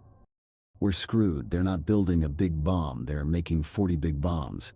A ton of fertilizer and half a ton of diesel fuel will fill up a heavy-duty van. That's enough to take down a 20-story building. If you pack those ball bearings in one of the vans, you can kill or injure thousands of people at some special event." "I know. Who in the hell has 600 pounds of ball bearings?" "A roller conveyor manufacturing company." That was a source that never crossed my mind. If someone wants to launch projectiles, all you have to do is order a dump truck full of pea gravel. Metal stands up better and can penetrate things that would shatter gravel. "What are you thinking?" "I'm thinking they could blow up next to a propane truck. That would make a hell of a mess." "I doubt it.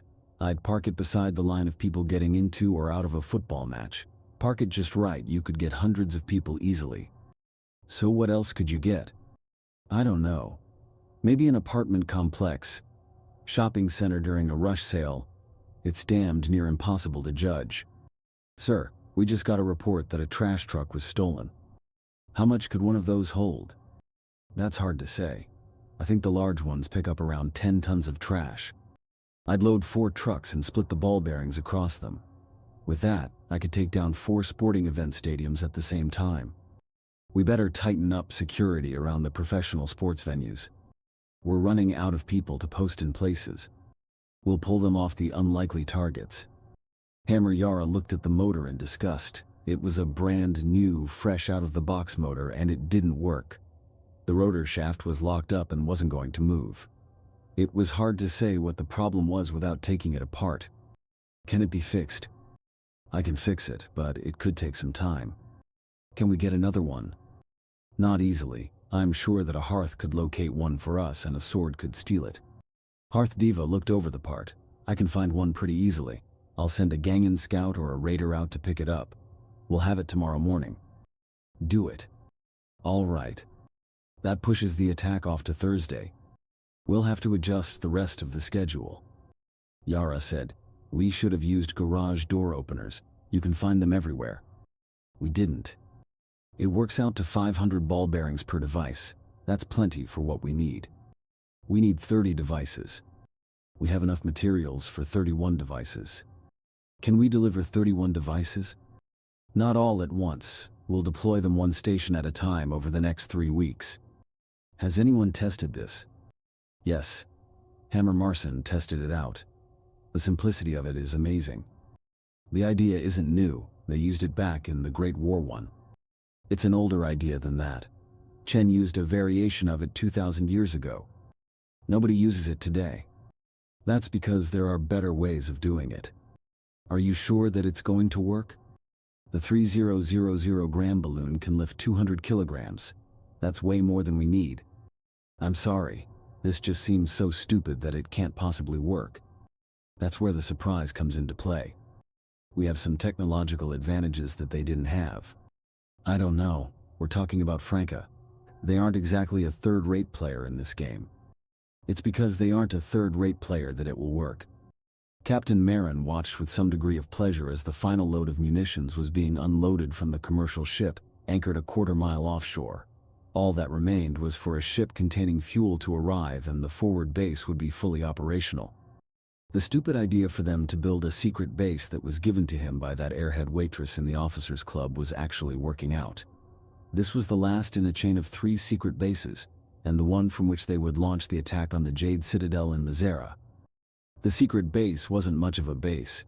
It was just a runway, a fuel storage tank, and a munition store that was staffed with the minimal crew necessary to build the base and to support the bombers that would use the island as a temporary airfield. The living quarters were gouges cut in the sand with tarps stretched over them. Captain Marin asked, "What happened to the security fence that was specified?" "We had a communications failure in delivering orders. It was accidentally bulldozed down." "No matter. The fuel ship will be here in 8 hours. Once it unloads, we'll be operational." "Do you know what I like about this plan?" "What?" "This is the kind of thing that Jade Force would do. Actually, this is exactly what they did do in invading Eastland. They used an island as a forward staging area when they were getting ready to invade Ulam. The fact that they had so many people right off the coast caught everyone by surprise." "Will you be returning to the ship or staying here?" "I'll be staying here." Major LeBlanc, formerly Colonel LeBlanc until his conversation with President Joubert, stared at the map of the country. There were too many vulnerabilities, not enough resources, and an enemy that was entirely too clever. Colonel Rocher. "What, Jax? May I have 3 weeks of leave?" Colonel Rocher looked over at his good friend Major LeBlanc. No one had been more surprised to see him kick down a rank. Of course, it was just like LeBlanc to answer a question honestly even when no one wanted to hear it. People didn't want to hear the unvarnished truth anymore. They wanted to hear what they wanted to hear, and failure to tell them that was a reflection of a lack of competence on the part of the speaker. They both knew that it was easier to apologize for being wrong after the fact than to be correct before the fact. "Where are you going to go?" "To my uncle's place in the country. Last time I was there, there were a lot of small places up for sale. One of them was right next door to his place. I figure it's early enough in the season for me to get a garden in before things go to shit.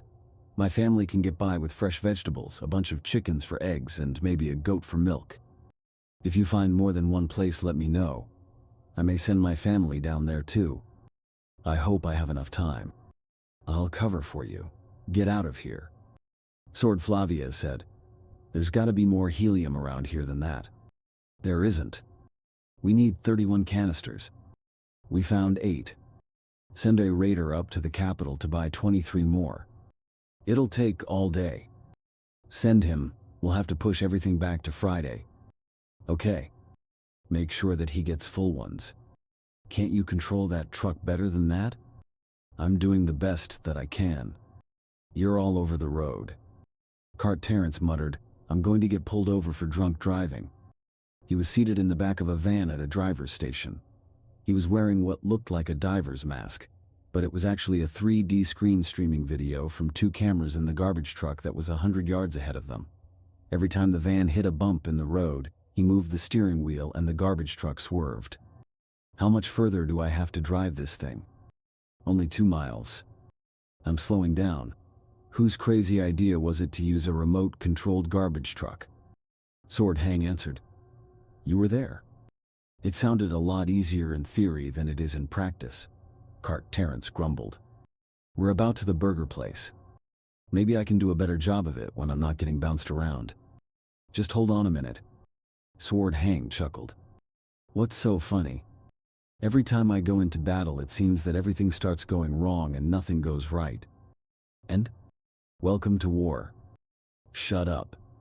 First package was just delivered, Sword Hang said. They were early. Actually, they were on time. 2 more were delivered. I'm on the road to it now, Cart Terrence said. 2 more went off. Neems is now without water. The garbage truck lumbered down the road, swerving from side to side. It hit the gate to the water treatment plant and just kept on going. The road curved, but the garbage truck just kept on going. It jumped the curb, drove across the concrete berm, and came to a stop right in the middle of the place. A press of a button and the image from the cameras disappeared. The sound of the explosion reverberated across the area. The windows on the burger place broke. Cars swerved on the road. The van rocked. At ground zero, there was just a huge hole where there had once been a water treatment plant. Cart Terrence pulled off his visor and swore, "I'm never doing this again." There are now 17 million people in Franca without water, Sword Hang said. I'd hate to be living in the capital right about now. Sirens sounded in the distance. It seems the police are on their way. I suppose we ought to get back to base. I'm a cart. Shouldn't I be driving? Are you kidding? I saw how you were driving that garbage truck. Jerk. Sword Hang laughed. President Joubert listened numbly to the report. There were 17 million people without water, 12 million of them in and around the capital. 8 water treatment plants were totally destroyed. There were now holes in the ground where they had once been located. They couldn't be repaired because there wasn't anything left to repair. What can we do? We'll have to start bringing water in by truck. How long before we can get running water again? President Joubert asked. 3, maybe 4 years. 3 or 4 years. That's not acceptable. Do you remember the conflict in Equa? That was 10 years ago. What about it? There are parts of Equa where they haven't restored running water yet. We're Franca, not a third-rate country like Equa. I hate to tell you this, but when you have 17 million people without water, you are a third-rate country like Equa. Hello, Uncle Eton. What are you doing here, Jacques? I just paid cash for this place. Why? I need a place where my family can be safe. What's wrong with the capital? It's going to turn into hell on earth. Come on. Eton. Eton. Eton. The elderly woman came running out of the house. What? Eton asked. Jade Force just destroyed the water supply to the capital and Neems. Jacques asked, Does your well still work? Yes. Good. Jacques, what are you doing here? I'm your new neighbor, Aunt Callie. Eton said, Shouldn't you be heading back to base? You're a colonel in the army. I'm a major now. A major? What happened? I told President Joubert that we should surrender before Jade Force got serious about turning Franca into a third-rate country. That can't happen, Eton said. We're Franca. We're one of the most powerful countries in the world. Uncle Eton, we don't know how to fight an enemy like Jade Force. We aren't bombing the hell out of some folk in another country. We're fighting an enemy that is here on our own soil and we don't even know where they are. They've isolated the main part of the capital by blowing up the bridges. They destroyed one of our oldest military installations. They stole our aircraft carrier. And now they've just turned the water off to millions of people. They've only just begun. They're going to take out the electricity and then the phone system. They'll probably blow up a few more bridges. Then they'll go after the smaller water treatment plants, electrical generators, and our ports. Eton and Callie sat down heavily on the nearest supports. This was not something they wanted to hear, but they knew the truth when they heard it. Jacques said, We'll be sitting in the dark, unable to drink the water, and with no way to get food into or out of our big cities. That's the definition of a third-rate country. What are we supposed to do? Grow vegetables in your garden, raise chickens, and take care of the well. My wife and kids are on the way here. I'll get them settled in, and then I'll go back to the base. I'll do what I can to protect the country, but I don't know how much good I'll be able to do. The Gangan scout tested the wind once again. I wish the breeze was just a bit stronger. It's fine, the Ulam raider said with a grin. The other members of the Ulam raiding team stood around the van. They were all armed to the teeth just in case someone might notice them out there in the middle of the field. Their attention was focused more on the weather balloon, which was slowly inflating rather than their surroundings. The balloon had already lifted its payload off the ground, but they wanted to put a bit more helium into it. It was gently tugging against the rope that held it to the rear of the ATV. That's enough. It's barely tugging on the rope. It doesn't need to fly very high. I guess. Let's let some of the rope out. How much? I don't know. Just enough to get downwind and up in the air. We better put on the ear protectors. They said it's going to be a loud explosion. Down by the power station, a couple of guys were sitting on the hood of an APC watching the road. They were supposed to protect the site from anyone who might want to attack it. They knew things were pretty serious since they were armed. This location was pretty remote since it was a major power distribution site. The incoming power line came straight from the nuclear reactor, and 4 major distribution lines ran from it. Their first week there was spent in awe of the size of the transformers there. Some of them were as big as houses. They had learned that they weighed 400 tons each. What's that? What's what? That thing up in the sky. I don't know. It looks like a weather balloon. It's only a couple hundred feet in the air. Someone must have just launched it. That's a huge weather thing hanging down from it. You're right. The sounds of gunfire immediately grabbed their attention. They scrambled down from the APC and hit the ground looking for any attackers. They didn't notice the balloon and its payload falling down into the midst of the power station.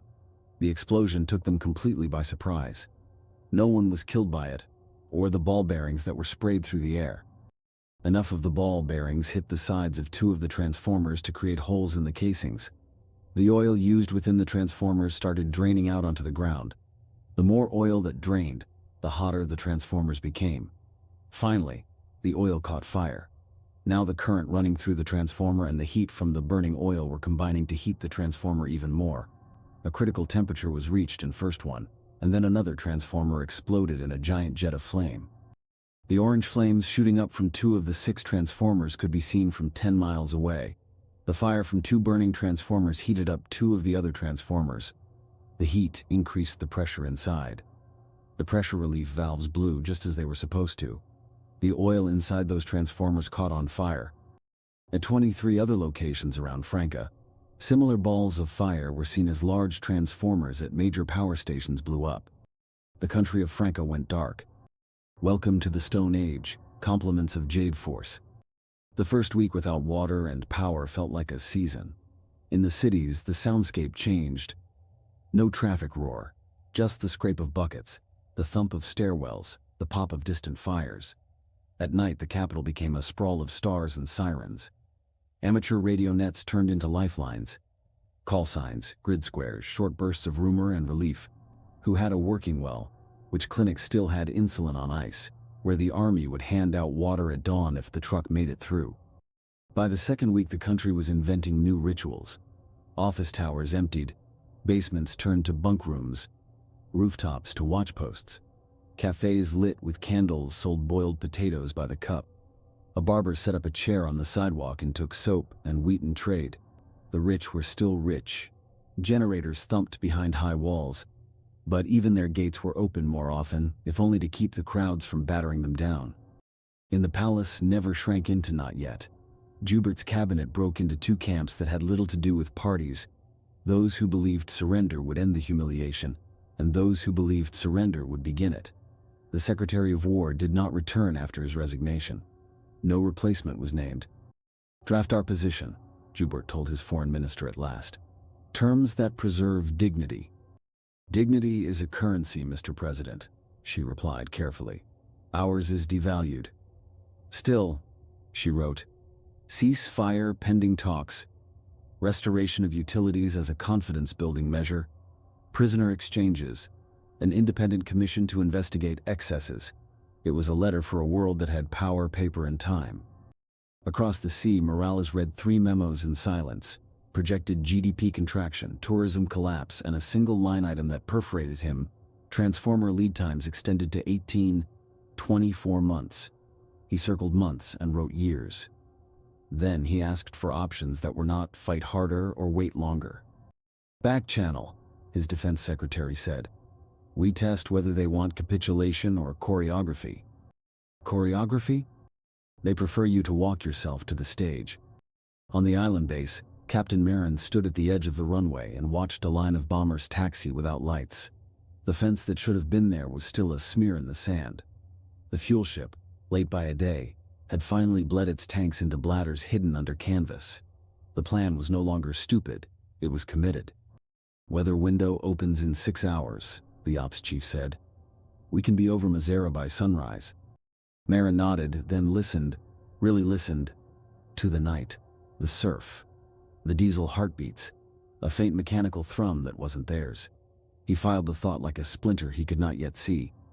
At Rosby's modest state house, Jana stood at a map and marked 3 circles in charcoal: friction, fear, fatigue. We have all 3, she said. So do they. Do not confuse which belongs to whom. Hammer Alani briefed without bravado. Franco will send an overture within 48 hours. They will ask for water first, then power. They'll pretend they can separate the two. We refuse nothing, Jana said. We sequence. Water follows compliance. Power follows truth. Truth? Their admission that they started this war, waged it abroad, and brought it home. She tapped the map. And the island? Sword Arcadie's smile held no humor. Their runway is finished. So is their luck. Minimize death, Jana said. Maximize lesson. Sada was still a rumor, and the Jade Court treated rumors like weather. Ask 3 scouts, wear a coat anyway. Someone had seen a red-haired functionary at a relief depot, handwriting inventory cards in neat block script. Someone had seen a night nurse calming a ward of dehydrated children in flawless Franken. Someone had seen a woman on a bicycle, coasting down an empty boulevard, counting generators by ear. At dawn, Franca's delegation crossed the border in a convoy of 4 armored SUVs and a borrowed bus that smelled faintly of oranges. They were thinner than their photographs. The bus carried water jugs and a team of stenographers. Everyone carried pens. The first meeting was held in a warehouse that used to store citrus and now stored chairs. No flags, no podium. 2 long tables and a generator humming like a cautious animal. The Jade Empire's side arrived on foot.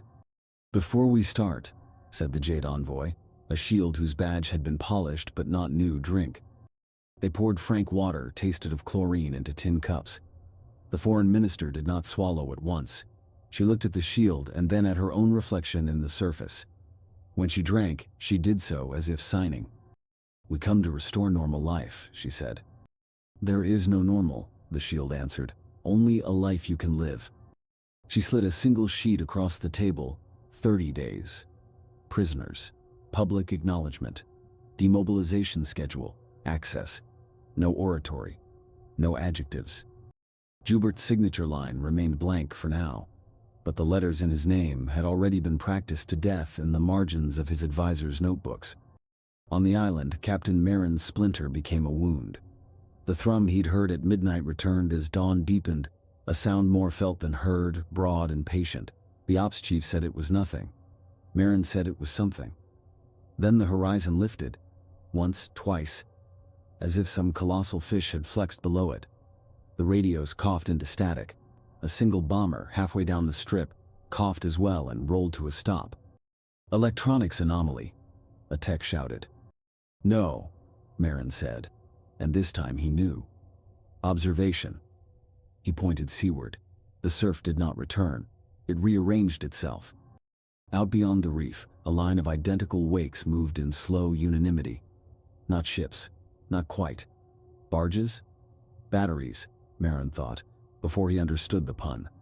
Stand down, he ordered, and the order felt like tearing cloth. The first shock did not explode. It reached in, unscrewed, unthreaded. The runway lights, they didn't have blinked anyway. The fuel bladders sighed. The radios died without drama. Then a second shock did explode, far out, theatrical and harmless, and the men on the line flinched for something that did not come. What came instead were skiffs. Dozens. No flags. No guns showing. Men in plain clothes with coils of rope. They didn't rush the island, they surrounded it. On the radios, newly alive, as if granted permission, came a voice that did not bother to introduce itself. "Captain Marin, your island is a place to stay, not a place to leave. Do not launch, do not destroy. You will be fed, you will be visited. You will not be allowed to fly." "Who are you?" Marin asked, because one must ask something. "The weather," the voice said, and signed off. Back at the tables, the Franken foreign minister's pen hovered. 30 days is impossible.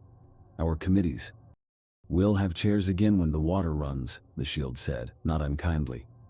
"And if we sign," she asked, "what assurance do we have that you will not humiliate us further?"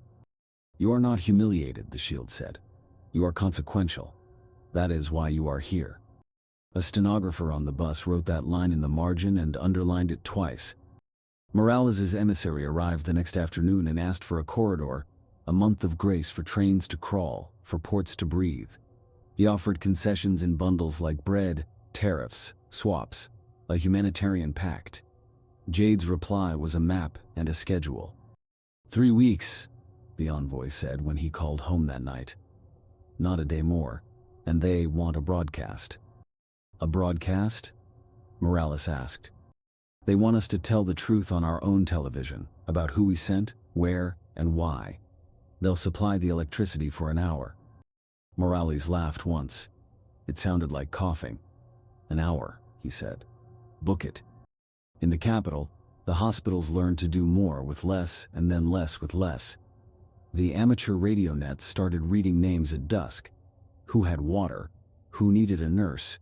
Who had a line on a truck with intact tires? A baker taught his block to build clay ovens from flower pots. A violinist played each evening at the mouth of the subway, and people cried as if the strings were turning the city's taps. On the 10th day, just before sunset, the fireworks field where the disaster had begun hosted a different display. No explosives, only lanterns lifted on warm air, paper bellies glowing. Children counted them. Parents did too, and no one corrected the numbers. Over a silent skyline, 100 small suns rose and drifted. On the river, a barge with its own small generator lit up a banner in plain letters. "Water tomorrow. Sign today." The next morning, Franca signed. The stroke was not elegant, but it was complete. Across the city, faucets clattered and spat, and, for the first time in days, ran. Not everywhere, not all day, but ran. The war did not end. It changed shape. In Espa, Morales rehearsed his broadcast. Names of the dead in other countries, not his own, and found his mouth dry each time he reached the word sorry. On the island, Captain Marin counted skiffs and learned the faces of the men on them. He stopped calling them enemies. He started calling them neighbors. Sada, in her latest rumor, stood in a warehouse with a ledger and a whistle, assigning buckets by street and hour. When a frightened man demanded to cut the line because his wife was pregnant, she handed him a bucket and a stool. "Sit," she said. "You will carry too." And everywhere, on every band of every radio that still had a heartbeat, the same 3 questions threaded the static. What did we do? What do we do now? How do we make this mean something other than loss? Jacques stared at the prince as if the floor had shifted. Reroute? To say what? That we welcome our conquerors. To say the truth, Prince Chang replied, that the IFN lost something it should never have kept. Jacques' knuckles whitened on the podium's edge. If I say that, it won't be my resignation they demand. They'll hang me in effigy in every square on earth. They already do, Chang said gently. Tomorrow, give them a rope they can use to pull themselves out instead. Jacques' laugh came out as a brittle cough. And what do you suggest I call this rope? The end of indulgence, Chang said. He stepped close enough that the faint scent of travel, dust, and jet fuel reached the Secretary General. Say, we remove the idea that the strong may wage polite wars upon the weak, invoice them after, and call it law. Say, no more gardens of rules where generals stroll while cities burn. Say, the world will keep the laws that protect the living, truces, medics, embassies, civilians, and bury those that make war administratively acceptable. Jacques looked down at his old speech, black ink on white paper, and realized it sounded like a museum plaque for a building that no longer stood. He slid it aside. "You'll help me draft it." I already began. Prince Chang unfolded a single sheet, creased and smudged. Sada dictated this to a clerk in a rail yard with no lights. I added commas. Jacques read silently. Then he read it aloud, voice low. The words did not flatter him. They did not flatter anyone. But they did not stink of defeat. They smelled of cold air after smoke. "Where is she?" he asked. "Everywhere," Chang said, "and late, as usual." On the island, Sada stood with her hands hooked in a borrowed belt, hair the color of rusted wire, eyes the color of problems. The 24 swords arrayed behind her watched the captured squadrons with a strange courtesy. The gaze a hunter gives a fine animal after the chase is ended. General Caro exhaled through his teeth. "I could order my men to fight." "You could," Sada said, "but you won't." "Why not?" "Because you counted the skiffs," she said. "And because you've been listening for a third explosion that never came and wondering why." He waited. "Because you expected spectacle and got instruction," Sada said. "We've taught you to do the same." Caro's shoulders sagged by a degree. Instruction received. Captain Marin pressed his palms against his thighs to keep them from shaking. "What happens to us?" "You go home," Sada said. "In stages. After your governments sign and say out loud what they did and why. Until then, you will eat our stew, fix our radios, and write letters. You may even fish." General Caro glanced at the bulldozer parked like a patient beast at mid-runway. "And that?" "Art installations," Sada said. "Title, Momentum." Caro barked a little laugh despite himself. "You are a menace." "Not forever," Sada said, and something tired passed behind her eyes. In Espa, Morales finished his address while the backup generator coughed and sputtered like an old smoker. He did not read the word sorry when he reached it. He said it, and the cameras caught the muscle jump in his jaw. When the red light died, he remained seated with his hands flat on the desk. The room was very quiet. His defense secretary set down a piece of paper face up. "Rommel called," the secretary said. "They're done. Itan is calling Kung via INRA to arrange terms. Franca signed at dawn." Morales nodded once. "Prepare the message." "To whom?" "To our people," Morales said. "Tell them to bring their buckets to the plazas at noon. Tell them the water will run for 4 hours. Tell them why." The secretary hesitated. "You mean, we say it that plainly?" "Yes," Morales said. "Let us be first in something." Jana waited in a courtyard that had been a gladiator ring before it became a governor's garden, and then a parking lot, and then, sensibly, dirt again. When Sada arrived, she came on foot, unarmored, smelling of machine oil and salt. "You disobeyed me," Jana said without heat. "I concluded the plan," Seda said. "You shortened it." "Yes." "Why?" Jana asked, though she knew. Sada's mouth twitched. "Because you'd have won twice and then lost once. Lost the part you wanted to save." "What part is that?" "The audience," Sada said. "The one that hates us, and the one that doesn't know us, and the one that will inherit us. Keep them too long in darkness, and they remember only pain. Show them the switch works again, and they remember cause and effect." Jana looked toward the city, where pipes were banging themselves awake like old men cursing youth. "You will still face judgment." "I always do," Sada said. "Add it to the pile." "You intend to resign." "I intend to stop before I become what I fought," Sada said. "Make me stay, and I will succeed at everything except leaving." Jana studied her the way a mountain studies a storm. "I could name you my successor, and you would refuse." "I wouldn't refuse," Sada said. "I would accept and destroy what you built by being myself for too long." Jana laughed softly, like a bell dropped inside a barrel. "At last, arrogance." "Accuracy," Sada said. "Very well," Jana said. "One last act. Then you go wherever it is you think you can be harmless." "Harmless is beyond me," Sada said, and there was no pride in it. At dawn, the General Assembly filled like a lung. The flags hung limp, as if tired of standing. Delegations fidgeted with pens that did not have to write anything today, only witness. Jacques Descroix stepped to the podium without the old notes. He did not look like a martyr. He looked like a man who had not slept and would not sleep much after. "Colleagues," he said, and the word sounded both smaller and truer than nations.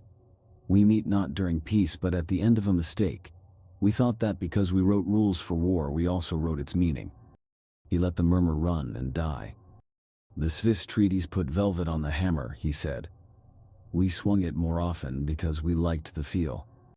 He spoke of truces and medics and embassies, those lines the Jade Empire had not crossed, of prisoners returned on parole while others sat in camps legal and wrong, of economies harvested from countries first made poor by bombs and then made poorer by bills. He said, "The IFN surrenders its permission, not its purpose."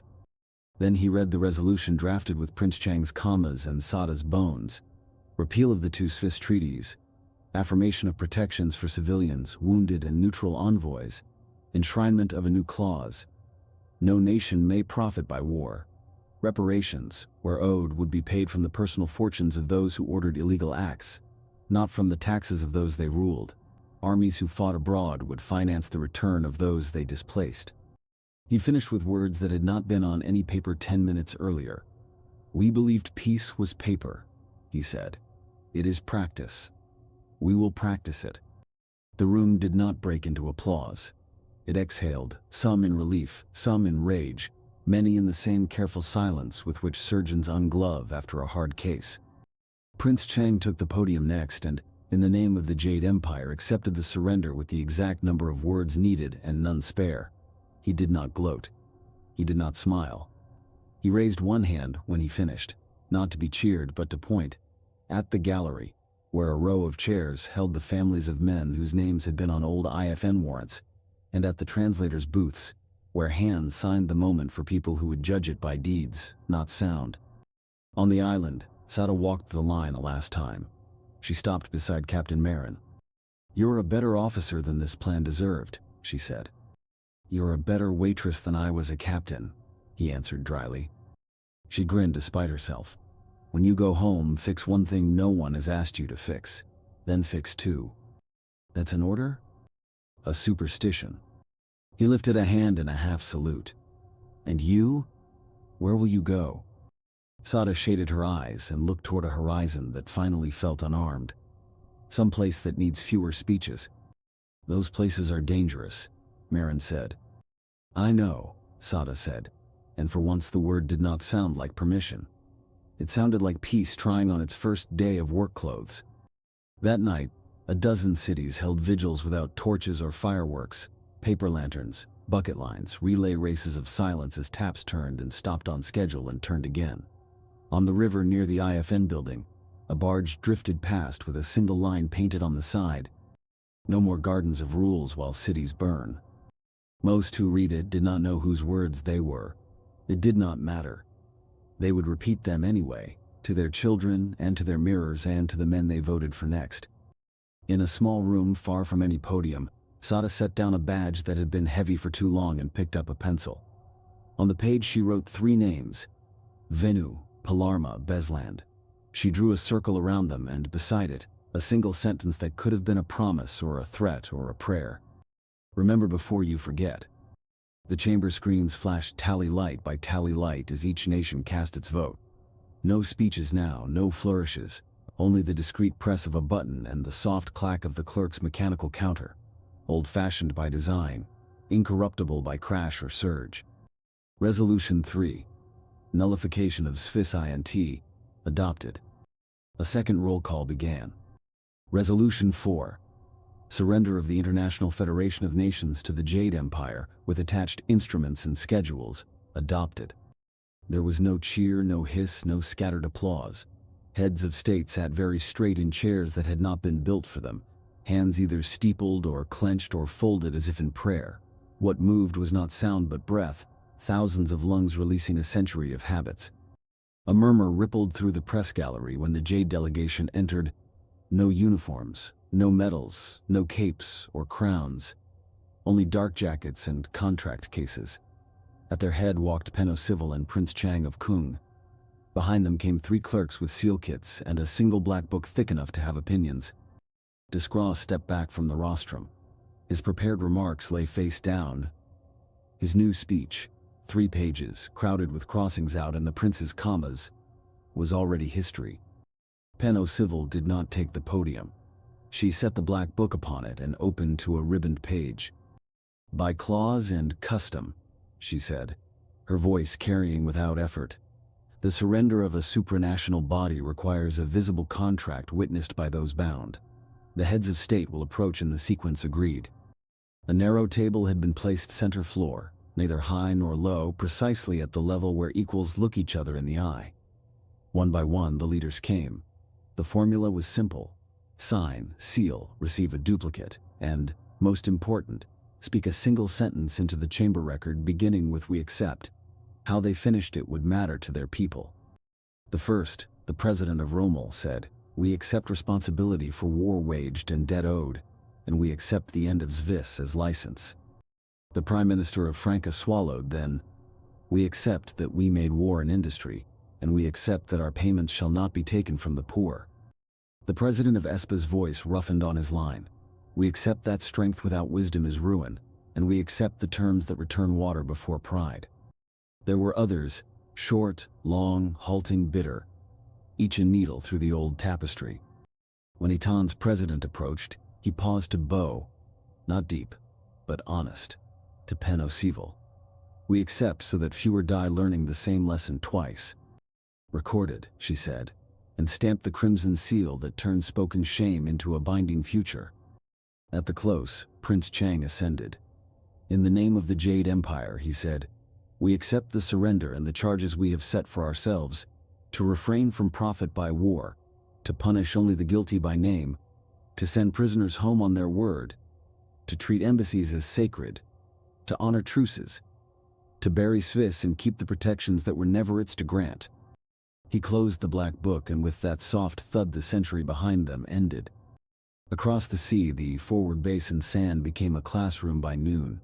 Jade warriors walked the lines with captured pilots and ground crew, showing them where the ruse had lain: the hollowed dunes, the camouflaged fuel bladders, the bulldozers key left in plain sight as decoy, while the real ignition was a silent relay 5 meters away. General Caro watched, arms folded. "You're teaching us." Sada shrugged. "Next time, teach someone else before you fight them. It shortens wars." Captain Marin stood apart, face tilted to the hard, bright sky. A sword came to stand beside him, companionable as a shadow. "You'll be going home," she said. "Home has changed." "So will you." She nodded at the bulldozer. "Take that story with you. We lost an airfield to a parked machine we could have moved if we had looked down before we looked far. It makes a good lesson for children." "Do you have children?" Marin asked. "Not yet," she said, and left him with the future like a tide turning. At the conference center near the academy, the old circle watched the live feed wink to a static slide. Adjourned. The room's lights seemed warmer afterward. "Contracts," Sergeant Major Washington said, savoring the word. "You keep boys honest by making them promise out loud." "And men," Corporal Marks added. "And empires," Nguyen Dung said, raising his glass. The quiet stretched, companionable, until Sada stood. "I'll be gone a while," she said. No one feigned surprise. General Wynne merely tapped the key ring still lying by her glass. "Leave a forwarding address at the gate." "I'll leave a syllabus," she said. "Peace is a curriculum." "Give us your first week," Private Shoemaker said, eager as ever to steal a march. Sada smiled. "Fine. Day 1. Harm's arithmetic. How small acts multiply or cancel. Day 2. Maps of hunger. Logistics as ethics. Day 3. Listening posts. How to recognize rumor before it becomes policy. Day 4. Witness and word. Why you write the truth you don't like. Day 5. The contract. What a promise costs when kept." Private Conway wiped his eyes theatrically. "I'm weeping, Mr. Shoemaker. Our terrible influence has succeeded." "Awful," Shoemaker agreed, grinning. "Magnificent. Sorjana, no longer empress, yet nevertheless touched Sada's shoulder. "You told the world to remember before it forgets. Make sure the 5-year-olds learn that first." "They'll learn it with an apple in their hand," Sada said, and her gaze went distant, a runway light in fog, and a small bag no one steals. General Wynn's voice was gentle. "Where are you going?" "Where there's a town with a single generator and a council that wants it to run for everyone," Sada said. "Where a river has silted and a teacher has chalk. Where no one needs a sword, and yet a shield would be useful." "Harmless," Jana murmured, recalling an earlier exchange. "Not harmless," Sada said. "Helpful. I'm aiming lower." They laughed, because relief is a kind of surrender too. Sada finished her apple juice and set the glass down. She picked up the keys, felt their weight, and then passed half the ring to Jana. "Share the locks," she said. "No one should open these doors alone." Jana closed her fingers around cool metal. Agreed. They turned back to the screen as a final crawl appeared. Heads of state to reconvene in committee to adopt the new protections protocols: truce, medics, embassies, civilians, commerce by consent. Commerce by consent. Penhopo arched an eyebrow. Civil smiled. "A world where you cannot buy what someone had to bomb to sell." "Ambitious," Major Brown said. "Binding," Civil replied. "By contract." Evening laid soft hands on Masera. In the academy's central yard, cadets who had been children when the war began and were not quite adults now ran drills with blunted staves, calling counts in a dozen accents that were already becoming one. The lanterns came on one by one like patient stars. Sada lingered at the threshold and listened to the rhythm, left, right, forward, yield, until it became the sound of breath again. Then she stepped into the dark beyond the lights, not vanishing so much as reappearing where she had always intended to be, at the boundary between war and whatever comes after, keys in one hand, pencil in the other. Behind her, the academy gates did not shut. They eased toward each other and stopped on a thumb's width, enough for wind to pass, enough for a returning foot to find home without knocking. In the General Assembly, the black book cooled. On its last signed page, under a row of seals, there was a single handwritten line in a neat, resolute script. "We accept the price of peace. We reject its pretense." No one claimed the sentence. It would belong to all of them now.